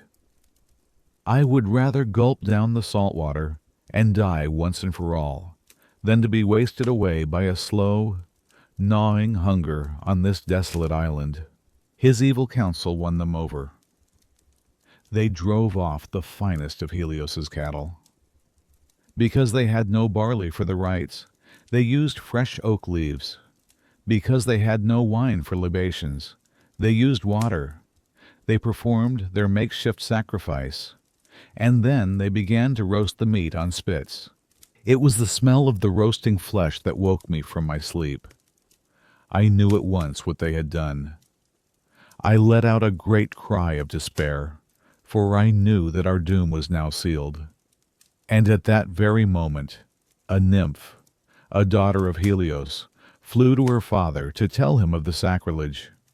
Helios, enraged beyond measure, went before the council of the gods on Olympus. "Father Zeus, and all you other blessed gods," he cried, "you must punish the companions of Odysseus. They have insolently killed my cattle. which were my one delight. If they do not pay a fitting price for this crime, then I will go down to the house of Hades and stop shining for the living, and shine among the dead instead." Zeus answered him, his voice like thunder, "Helios, do not worry. You continue to shine for us all.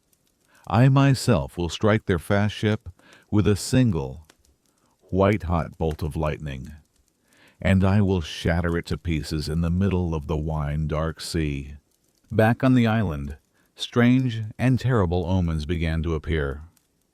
The cowhides we had stripped from the cattle began to crawl on the ground by themselves.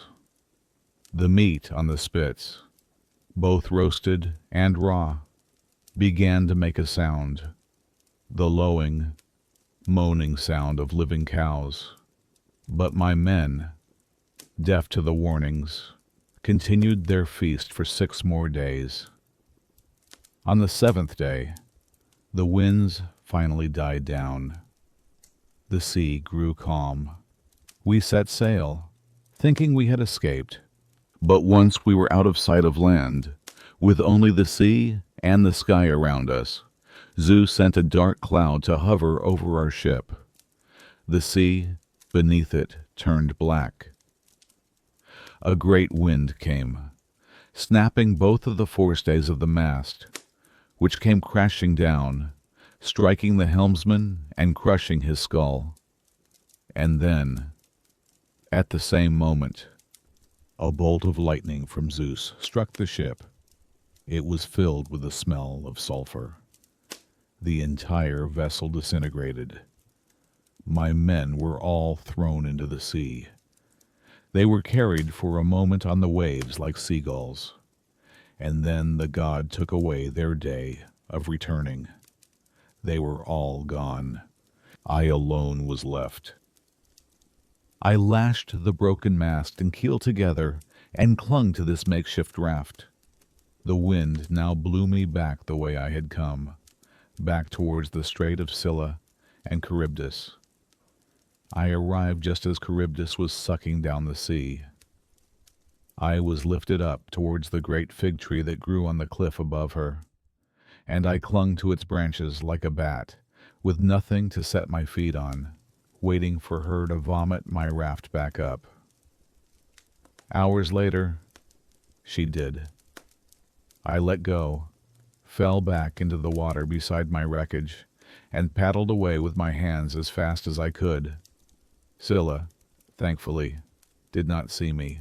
From there, I drifted for 9 days on the open sea, and on the 10th night, Odysseus concludes, his long story finally coming to an end. The gods brought me here, to your shores, to the island of Ogygia, the home of the nymph Calypso. And that, he says, his eyes meeting those of King Alcinous, is how I came to be here, the last survivor of a long and sorrowful tale, a story that ends where my time with you began. When Odysseus finishes his long and sorrowful account, a profound silence falls over the great hall of the Phaeacians. The nobles and the king are spellbound, moved to their very souls by the suffering and endurance of this great man. King Alcinous rises and declares that a man of such quality must not be sent home without a proper display of their hospitality. He commands each of the 12 lords of Phaeacia, and himself, to present Odysseus with a fresh cloak, a tunic, and a bar of precious gold. They load him with treasures far more valuable than anything he had won at Troy, a rich compensation for his years of loss. That evening, they prepare one of their magical ships for his journey.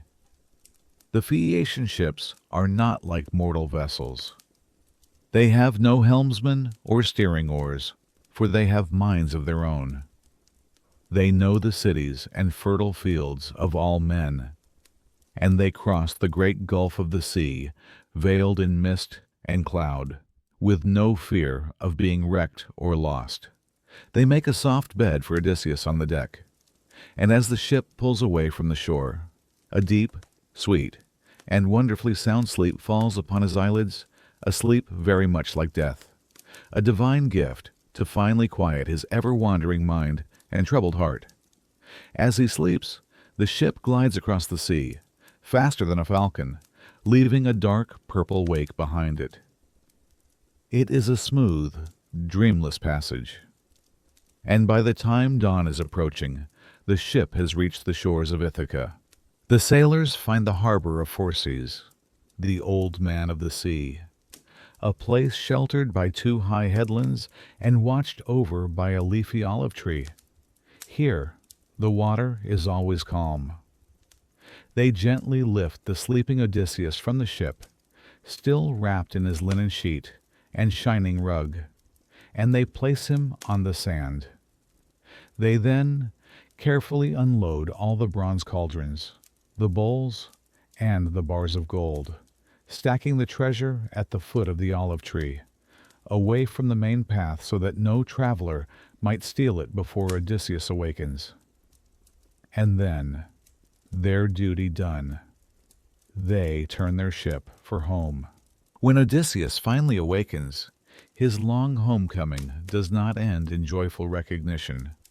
It ends in confusion and despair.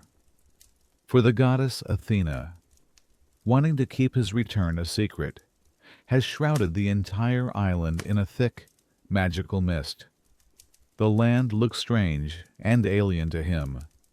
The harbors, the hills, the winding paths, the great trees, none of them seem familiar. He sits up, looks at the land he does not recognize, and groans. He believes the Phaeacians have deceived him, that they have abandoned him on yet another unknown shore. He paces the beach in misery, counting his treasures and lamenting his fate, feeling once again like a lost and helpless exile. As he is grieving, Athena herself appears, but she is disguised as a handsome young shepherd, with a cloak thrown elegantly over his shoulders and sandals on his feet. Odysseus, ever cautious, does not rush to the shepherd for help. He immediately begins to weave a lie. His mind, so accustomed to deception as a means of survival, works instantly. He does not reveal who he is. Instead, he invents an elaborate and convincing story. He claims to be a fugitive from the island of Crete, a man who killed the son of a king and has been on the run ever since. He describes how he paid Phoenician pirates to bring him to Ithaca, but they betrayed him, leaving him on this strange shore while he slept. The disguised goddess listens to his tale, and a broad, fond smile spreads across her face. She reaches out, and her form changes, melting from that of a young shepherd into her true self, a woman, beautiful, tall, and brilliant in her divinity. She caresses his cheek. "You cunning, shameless, and inveterate trickster," she says, her voice filled with a deep and genuine affection. "Even here, in your own land, you cannot stop your weaving of lies and clever deceptions. It is the thing we love most about you. We are two of a kind, you and I. You are the best of all mortal men in counsel and in speech, and I am famous among all the gods for my wisdom and my cunning." She explains that she has shrouded the island in mist to protect him. And then, with a wave of her hand, she dispels it. The gray, disorienting fog melts away, and for the first time in 20 years, Odysseus sees his home. He recognizes the familiar shape of Mount Narration, the curve of the harbor, the sacred cave of the nymphs. His heart overflows with a joy so profound it is almost painful. He falls to his knees and kisses the soil of his homeland, the earth he has longed for with every fiber of his being. They sit together, the goddess and the hero, under the shade of the sacred olive tree, and they begin to plot. Athena tells him everything. She tells him of his faithful wife, Penelope, still waiting, besieged by suitors. She tells him of the suitors themselves, more than 100 of them, arrogant and violent, living in his house, devouring his wealth, and plotting to murder his son. She warns him that he cannot simply walk into his palace as a king. To do so would be to walk to his death, just as King Agamemnon did. No, this final battle will not be won with strength, but with stealth and cunning. He must be a stranger in his own home, and to do this, he will need a disguise. Athena takes her wand and touches him. The transformation is immediate and total. The healthy, firm skin on his limbs withers and wrinkles like that of a very old man. The brown hair on his head vanishes, and his eyes, once so bright and sharp, become dull and rheumy. She dresses him in filthy, tattered rags, full of holes and stained with smoke. She gives him a tattered deerskin pouch to hang from his shoulder, and a gnarled olive wood staff to lean on. In a matter of moments, the great king, Odysseus, the sacker of cities, has vanished. In his place stands a wretched, bent, and miserable old beggar, a figure no one would ever look at twice. His new identity is complete, a mask of humility and powerlessness to hide the patient, calculating mind of a king ready to reclaim his throne. Now, Athena says, you must go first to the hut of your swineherd. He is a good man, and has remained loyal to you and your family above all others. Stay with him, and question him, and learn all you can. I, in the meantime, will go to Sparta, to the court of King Menelaus, and I will bring your son, Telemachus, home to you. And with that, the goddess flies away, leaving the king, now disguised as the lowest of all men, to take his first slow, painful steps on the soil of his own kingdom, a stranger heading towards the humble home of a faithful servant, following the path Athena had shown him. Odysseus made his way up into the forested hills of Ithaca, to the remote homestead of his royal swineherd, a man named Eumaeus. As he approached the hut, 4 fierce guard dogs, bred to be as savage as wild beasts, caught his scent and came rushing out, barking furiously. They would have torn the beggar to pieces. But Eumaeus heard the commotion and ran out just in time, shouting and throwing stones to drive the dogs away. "Old man," he said, helping the disguised Odysseus to his feet, "my dogs nearly made a meal of you. More grief for me, on top of all the grief I already have. Here I sit, mourning for my noble master, fattening his pigs for other men to eat, while he, my king, is likely starving in some foreign land, if he is even still alive." Eumaeus led the stranger into his hut, made him a seat of soft fir branches, and threw a thick, shaggy goatskin over it. He served him roasted pork and a bowl of ivy wood filled with wine, all the while lamenting the absence of his master, Odysseus.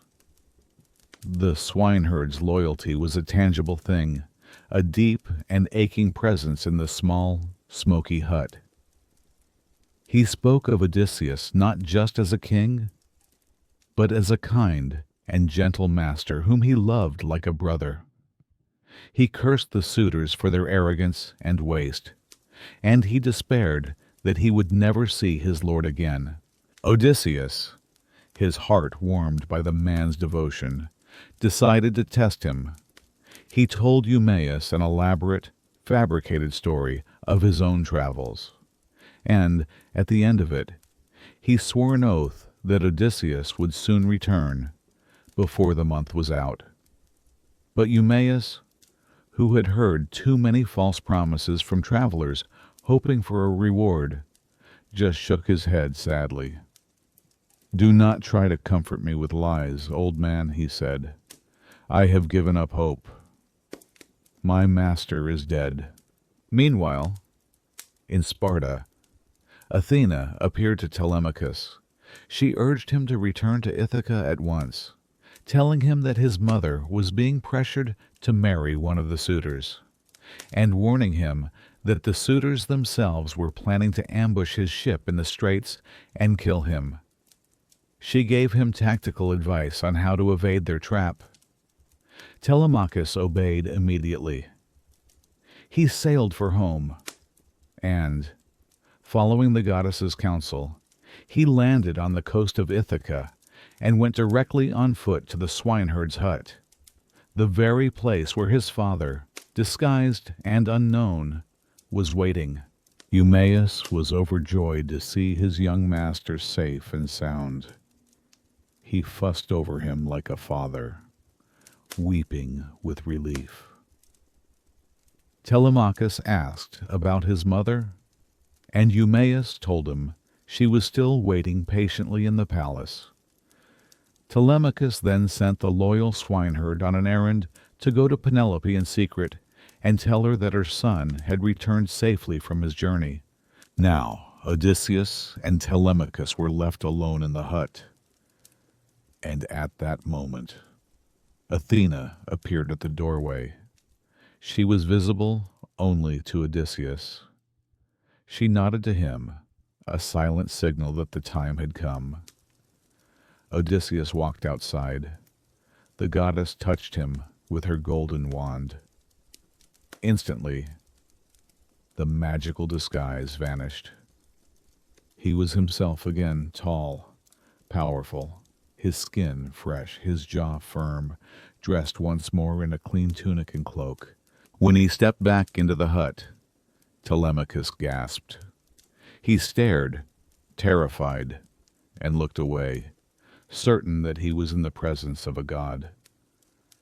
"Stranger," he stammered, his face pale, "you are not the same man who just left this hut. Your clothes are different. Your face has changed. You must be one of the gods who rule the wide heavens." Odysseus looked at his son, his heart aching with 20 years of lost time. His voice was thick with emotion. "I am not a god," he said gently. "Why do you think I am an immortal? No. I am your father. I am the man for whom you have been grieving all these years, enduring the violence of men." Telemachus could not believe it. He thought it must be some cruel trick of a spirit. But Odysseus explained the power of Athena, and as he spoke, the truth began to dawn on his son. Telemachus let out a great cry and threw his arms around his father's neck. And then, at last, the great, enduring Odysseus, the man who had faced down monsters and storms without flinching, let his own composure break.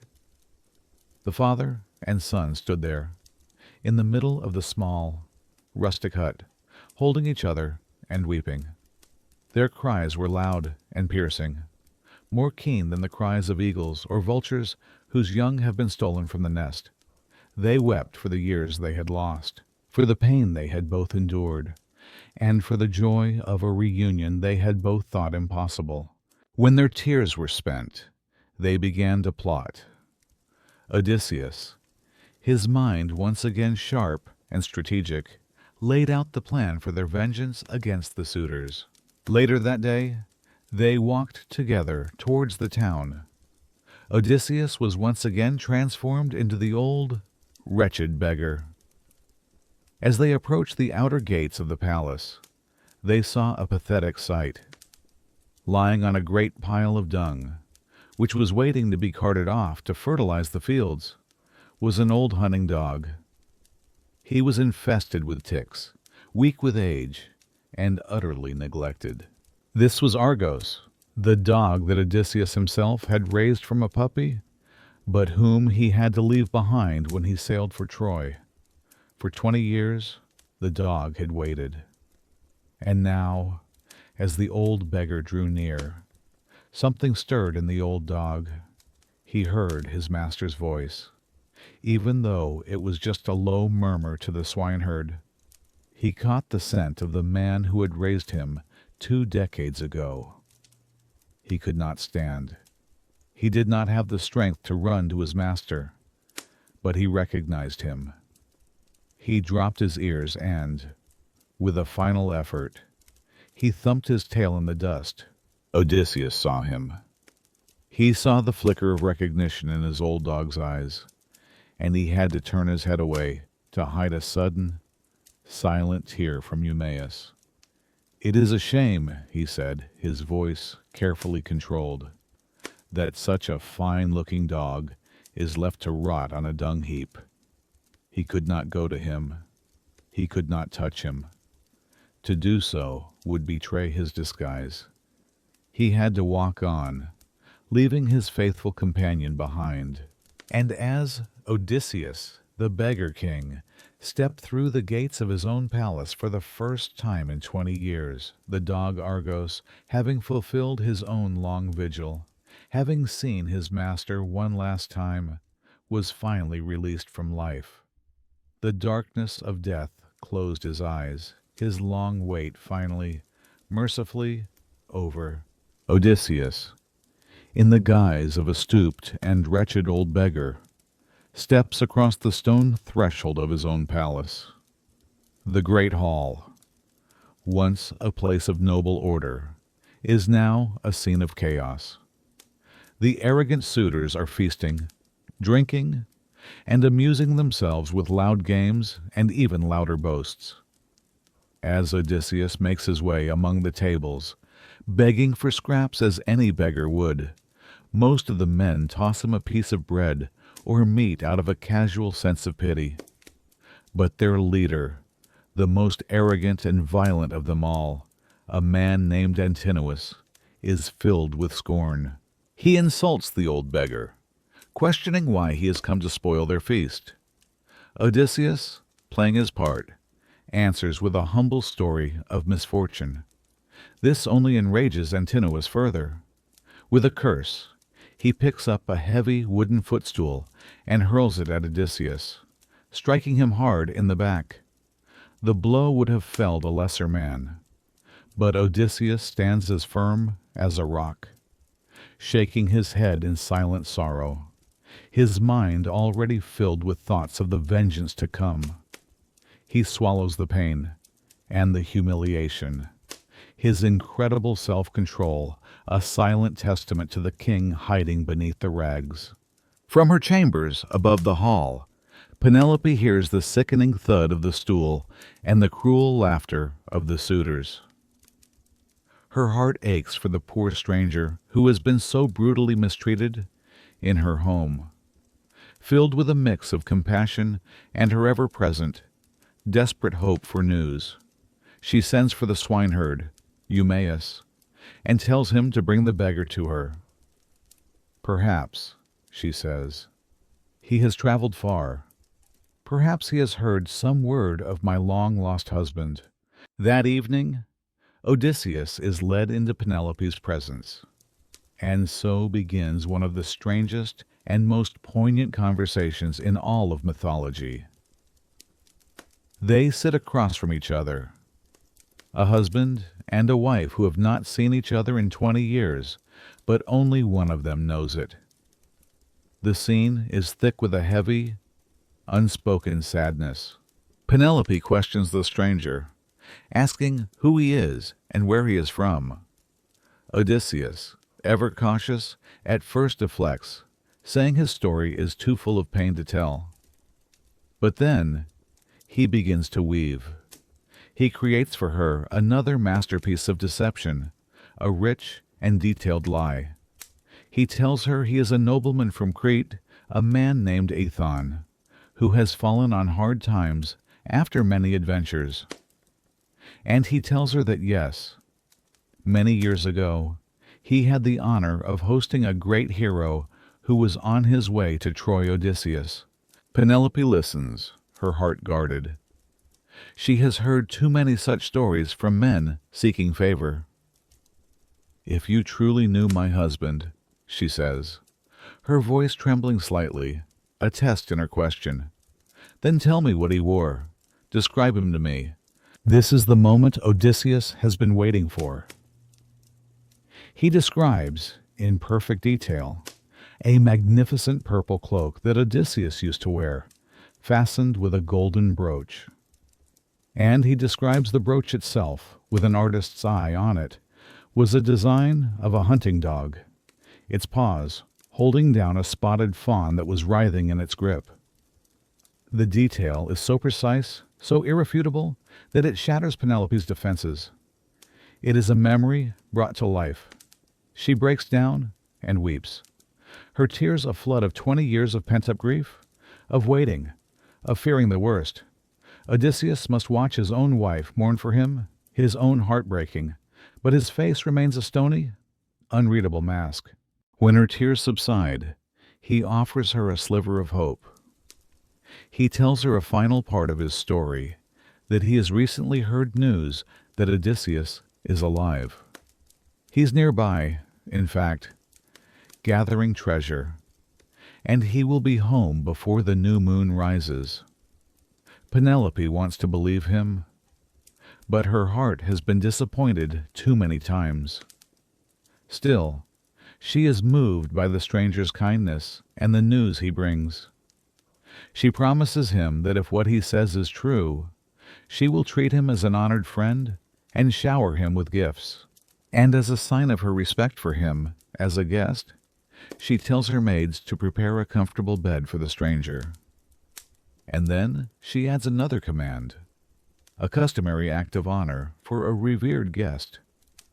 "Come," she says to her oldest and most faithful servant, "Eurycleia, you must wash the feet of our guest. He is of an age with your own master, and his hands and feet must surely be worn and tired from his long travels." Eurycleia, the old nurse who had held Odysseus in her arms when he was a baby, who had been his confidant and caretaker his entire life, brings out a bronze basin of water. She laments as she works, speaking to the stranger of how he reminds her so much of her lost king. Odysseus turns his face towards the shadows of the hearth, a sudden fear gripping him that she, who knows him better than anyone, might recognize him. The old woman's hands, wrinkled and gentle, begin to wash his legs, and as they move up towards his knee, her fingers brush against a long, distinctive scar. Instantly, the memory floods her mind. She remembers a young boy, a prince, going on his first boar hunt with his grandfather, the master trickster, Autolycus. She remembers the great, wild boar, its white tusks gleaming, charging from the thicket.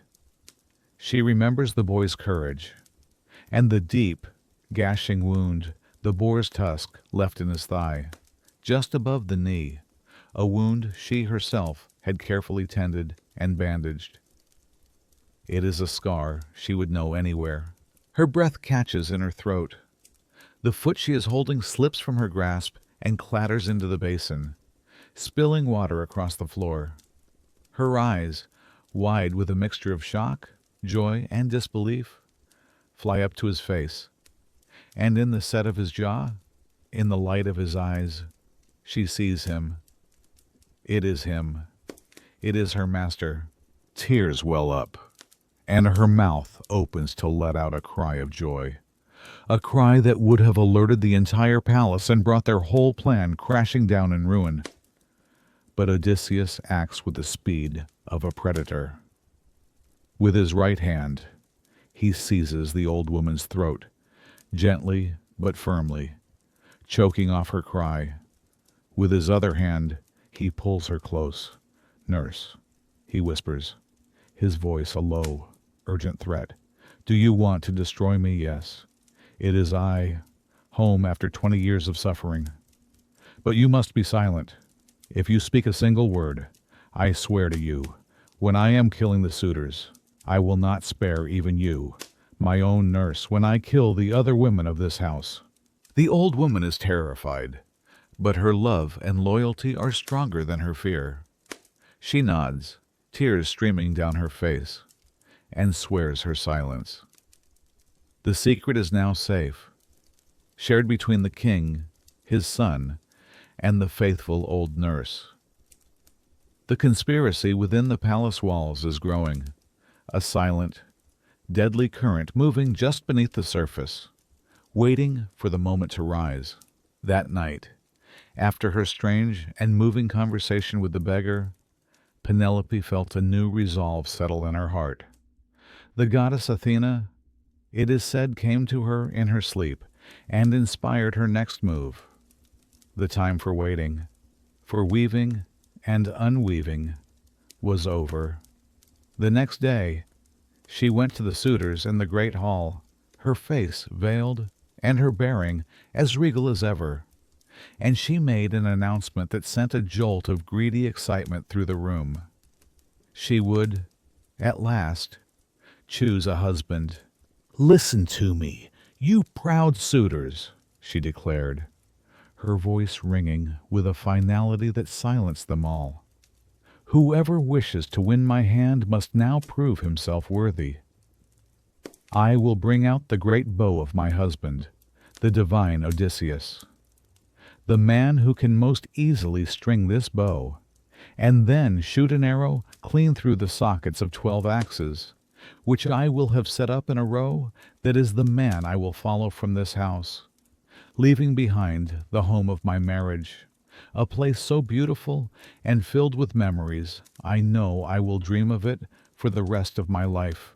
With that, she turned and ascended the high staircase to a remote storeroom where the treasures of Odysseus were kept. With a great bronze key, she opened the doors. There, hanging on a peg, was the bow. It was a magnificent weapon, a great, curving composite bow, a gift to Odysseus long ago from a friend he had met in his youth. It had not been touched since the day its master left for Troy. Penelope took it down from its peg. She sat, placing the bow across her knees, and as the memories of her husband washed over her, she began to weep. She brought the bow and its quiver full of arrows down to the hall. The loyal swineherd, Eumaeus, took the weapon to present it to the suitors, and he too wept at the sight of his master's bow. So too did the cowherd, Philoetius, another man whose loyalty had never wavered. Antinous, their arrogant leader, sneered at them. "You weeping fools," he spat. "You sentimental peasants. Stop your sniveling or leave the hall. This bow will not be an easy test. I doubt any man here is the equal of Odysseus." Even in his arrogance, a sliver of doubt had begun to creep in. The contest began. Telemachus, as the son of the house, insisted on trying first. "If I can string this bow," he said, "then my mother will not have to leave her home." He set up the 12 axes himself, lining them up with perfect precision. Then he took the bow. 3 times he tried to string it, straining with all his might, and 3 times he failed. On his 4th attempt, he put such strength into it that he would have succeeded. He would have strung his father's bow. But just as he was about to bend it into place, he caught a subtle, almost imperceptible signal from the old beggar sitting by the hearth. A slight shake of the head. Odysseus was not yet ready. Understanding. There. Telemachus relaxed his grip. He had proven his point. He was a worthy son, strong enough to stand with his father, but also wise enough to obey. Then the suitors began. One by one, they tried.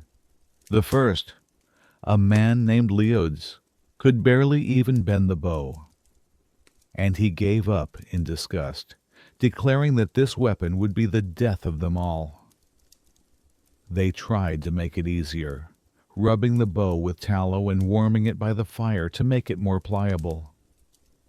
But it was no use. The greatest and strongest among them strained until their faces were purple.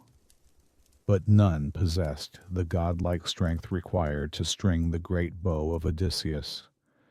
The mood in the hall began to shift, from arrogant excitement to a sullen, frustrated humiliation. Finally, seeing that no one could succeed, Antinous proposed that they postpone the contest.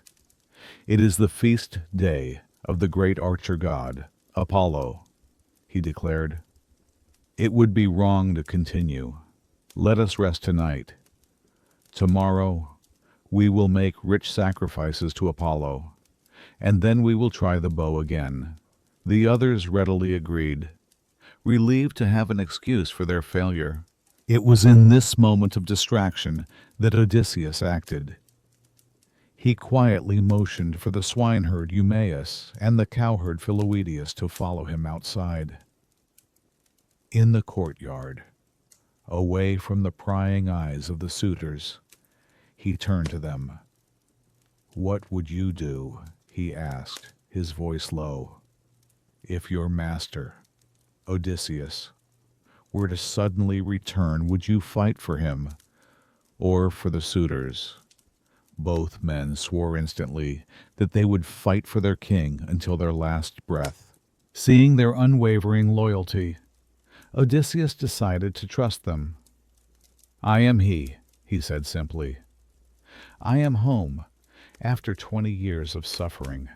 The two herdsmen stared, disbelieving. To prove it, Odysseus showed them the old white scar on his thigh from the boar hunt.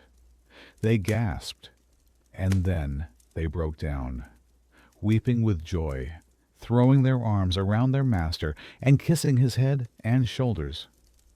Odysseus, too, was moved by their devotion. When their tears were done, he gave them his orders. They were to be his agents in the coming battle. Philoetius, he commanded, was to slip out and bolt the main gates to the courtyard, trapping the suitors. Eumaeus was to take the bow, give it to Odysseus when the time was right, and then he was to go to the women of the palace and command them to lock the doors to their own quarters and not to come out, no matter what sounds of screaming or fighting they might hear. With the plan in place, they returned to the hall. Odysseus, once more the humble beggar, then made his move. He spoke up, his voice that of a frail old man. "Listen to me, suitors of our glorious queen," he said. "And you, Antinous, since you are postponing the contest, I have a small request. Allow me, a poor beggar, to take up the bow. Let me try my hand with it, just to see if I have any of the strength I once had in my youth, or if my years of wandering and hardship have drained it all away." His words were met with a torrent of furious, scornful abuse. The suitors were outraged. They were terrified of the shame they would face if this filthy old vagabond were to succeed where they had all so miserably failed. "You wretched old fool," Antinous screamed. "Have you lost your mind? Are you not content to sit here and eat with your betters without speaking? The wine has gone to your head. Sit down and be quiet, before we drag you out and flay you for your insolence." But Penelope intervened. "Antinous," she said, her voice sharp and cold, "it is not right or fair to be so discourteous to a guest in this house. Do you truly believe that if this old man, trusting in his strength, were to string the great bow of Odysseus, that he would then take me home to be his wife? That is nonsense. Let him try. It is only a game."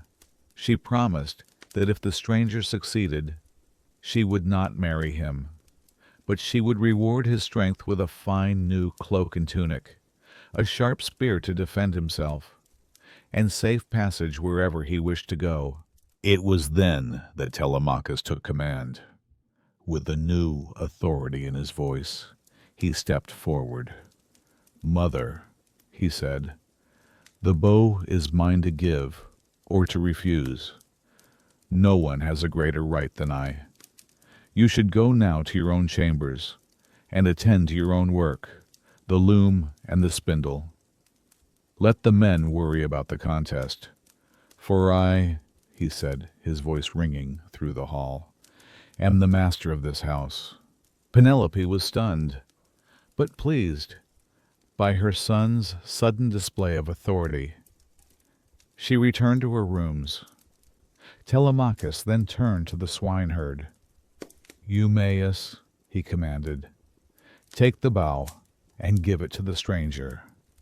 Eumaeus hesitated, frightened by the murderous glares of the suitors. But Telemachus shouted at him again, his voice sharp, reminding him of his duty. So the loyal swineherd picked up the great weapon. As he walked across the hall, the suitors shouted threats at him, but he did not falter. He walked to the hearth, where the old beggar was sitting, and he placed the great curving bow of Odysseus into the beggar's waiting hands. A tense, mocking silence fell over the entire hall. Every eye was on the old man as he took the weapon, his future, and the future of Ithaca, into his grasp. And so, the great epic comes to its close. The last battle has been fought, the final oath has been sworn, and a divine peace has settled over the island of Ithaca. The story is complete, but let us linger here for a moment, in the quiet aftermath, before we let these figures fade into sleep. Let us think about the man at the center of it all. When we think of Odysseus, what is it that we truly see? The ancient world was filled with heroes. Oh, there was the swift-footed Achilles, a man so close to being a god that his only vulnerability was his heel. There was the mighty Heracles, whose strength could shake the foundations of the world. These were figures of pure, almost abstract power. But Odysseus was something different. There is something so profoundly, so stubbornly, and at times so painfully human about him, isn't there? He was not the strongest of the Greek heroes, nor was he the most noble. His defining quality was his mind, his métis, a word that means a kind of cunning intelligence, a skill for trickery and deception. He was, above all else, a survivor. And he survived by being cleverer, by being more patient, and by being a better liar than anyone he met. He told the Cyclops his name was nobody, a trick of language that saved his life. He returned to his own home and lied to his faithful servant, lied to his own wife, and even lied to his grieving father, all to protect himself, all to test the loyalty of a world that had moved on without him. He was a master of the disguise, of the fabricated story, a man who wore masks so often that one begins to wonder if he was ever truly himself. And he was flawed. His pride, his hubris, was often his undoing. It was his own boastful shouting, his need for the monster to know who had bested him, that brought the full wrath of Poseidon down upon his head. That one moment of arrogant pride was the direct cause of the 10 years of suffering that followed, the cause of the deaths of every single man in his crew. The greatest obstacle on his journey was not a monster or a storm. It was a flaw in his own character. Yet, for all his deceptions and his pride, his other defining quality was his incredible capacity to endure. The Greeks had a word for this, tutlemosene. It is a kind of stubborn, patient resilience. It was the quality that allowed him to weep with longing on Calypso's shore for 7 years. and still find the strength to build a raft and set sail into a hopeless sea. It was the strength that allowed him to cling to the wreckage of his ship, to be battered by storms, and to wash ashore, stripped of everything, and still find the will to go on.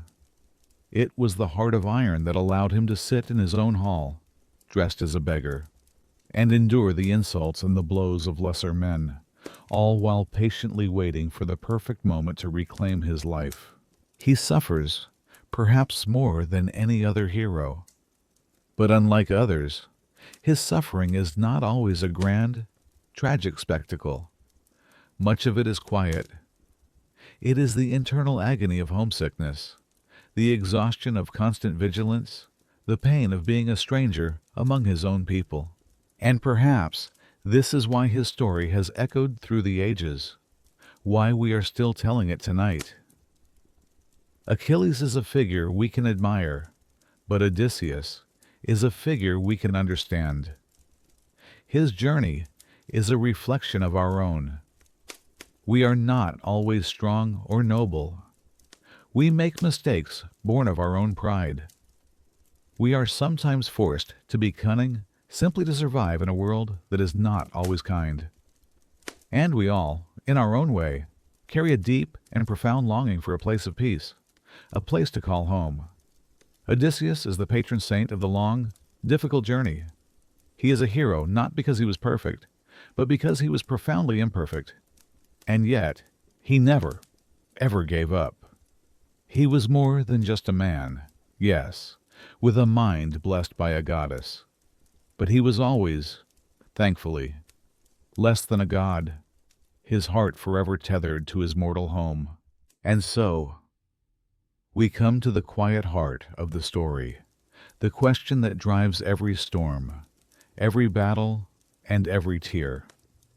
What is this home that Odysseus suffers for? What is this nostos, this homecoming that a man would defy gods and monsters for 20 years to achieve? It seems a simple thing, but the story shows us it is the most complex thing in the world. On one level, home is simply a place. It is the island of Ithaca, with its rugged hills and its familiar harbors. It is the smell of its soil, the shade of its olive trees. When Odysseus finally awakens on its shores, his first feeling is not joy, but despair, because Athena's mist prevents him from recognizing it. This tells us a profound truth: a place is just a place until it is seen with the eyes of memory and love. It is the recognition that makes it home. When he finally sees the land for what it is, he falls and kisses the earth. A man reunited not just with a kingdom, but with a part of his own soul that had been lost. But home is more than just land. It is people. The true driving force of Odysseus's journey is his longing for his family. He turns down the gift of immortality with a beautiful goddess for the simple, mortal love of his aging wife. The true anchors of his return are not the moments he sets foot on the island, but the moments he is recognized by those he loves.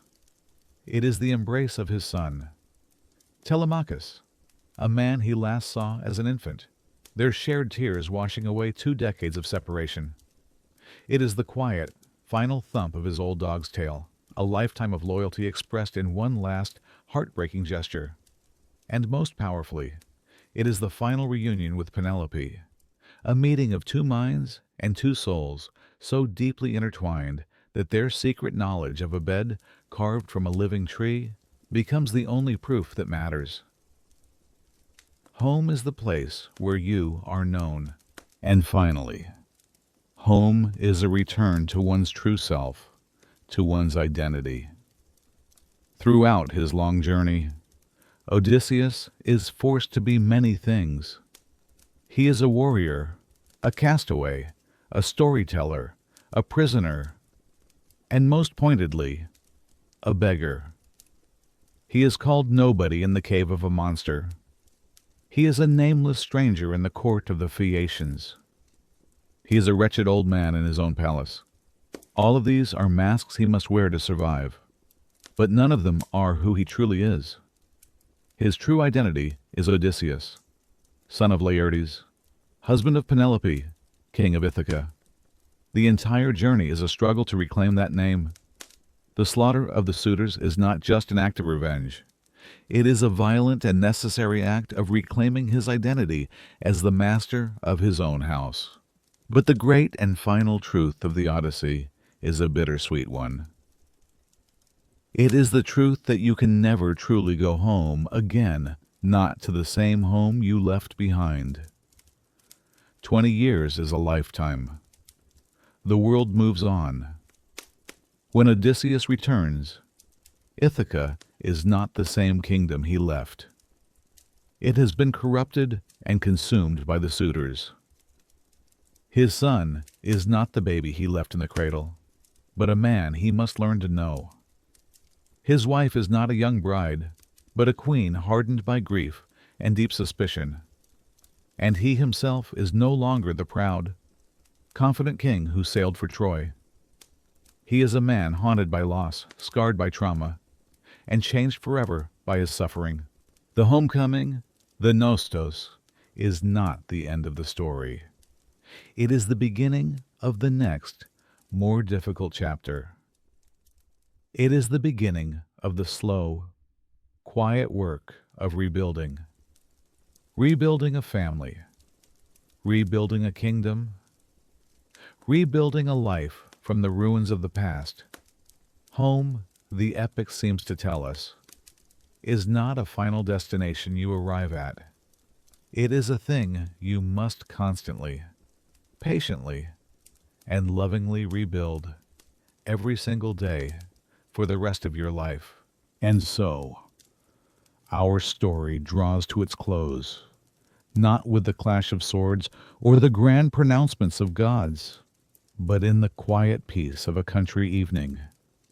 The great, sweeping epic of war and wandering, of monsters and magic, all of it narrows now to this one final, gentle image.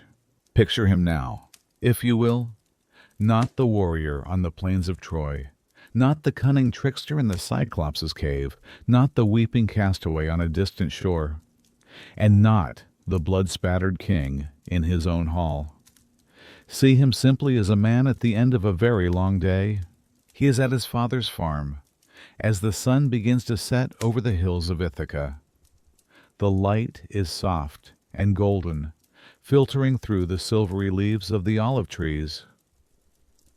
The air smells of warm earth, of wild thyme, and of the faint, clean scent of the nearby sea, which is no longer a threat, but a peaceful, distant murmur.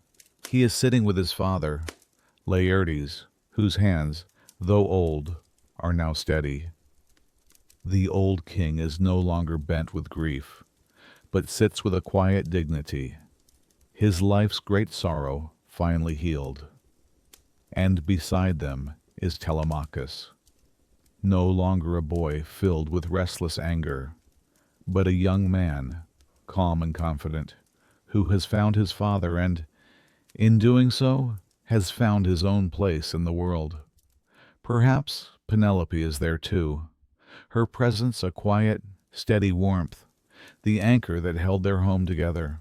There is no talk of war, no talk of the suitors, no talk of the long, hard journey.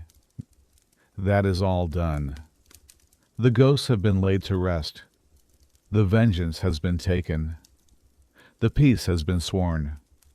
All that is left is this: the simple, profound peace of being together, the quiet rhythm of a family broken for 20 years, now mended and whole. This, in the end, was the prize Odysseus was fighting for. Not the gold and bronze treasures, not the glory of a hero's name, but this quiet moment, the feeling of the soil of his own land beneath his feet. the comfort of his father's presence, the pride in his son's eyes, the love of his wife. He is a king who has found his true wealth not in his storeroom, but in his own orchard. The man who is defined by his constant motion, who was always moving, always struggling, always on his way to somewhere else, has finally come to a stop. He has found his center. He is rooted once more, like the great olive tree from which he carved his own bed. So let us leave him there, in the fading light, sitting under an olive branch, the setting sun warm on his face. Let us leave him in the stillness he has earned, a king at peace in his own garden, his long voyage finally, truly over. And so, we leave him there, a man at rest. The great voyage is done. The sea, which for so long was a place of terror and trial, is now just a distant, gentle sound. The monsters are silenced. The ghosts are at peace. The home has been reclaimed. The story has found its harbor. And in a way, you too have been on a long journey today. Not across wine-dark seas or to monstrous islands, but through the hours of your own life. Your own day had its own challenges, its own small battles, its own moments of weariness. You have navigated your own world, and now that voyage is also coming to an end. The quiet harbor of your bed has been waiting for you. The shores of sleep are near. There are no more tasks to be done, no more storms to be weathered. All that is required now is to let go. Let go of the tiller. Let the sails go slack. Let the gentle tide of the evening pull you toward that peaceful shore. The thoughts of the day, your own sirens and cyclopes, can be left behind. Their songs can fade. Their roars can be silenced. You have listened to a story of great suffering and of great endurance, and it has brought you to this quiet place. It has served its purpose. It has been your companion on the final leg of your own journey tonight. All that is left is the stillness, the deep, restorative peace that comes after a long struggle, the quiet that Odysseus yearned for, weeping on a distant shore. That quiet is now yours. Sleep now. Let the sea be calm tonight. Let the monsters be silent. Let the hero rest. And let you rest, too. You are safe in your own harbor. Your long day is over. Sleep well,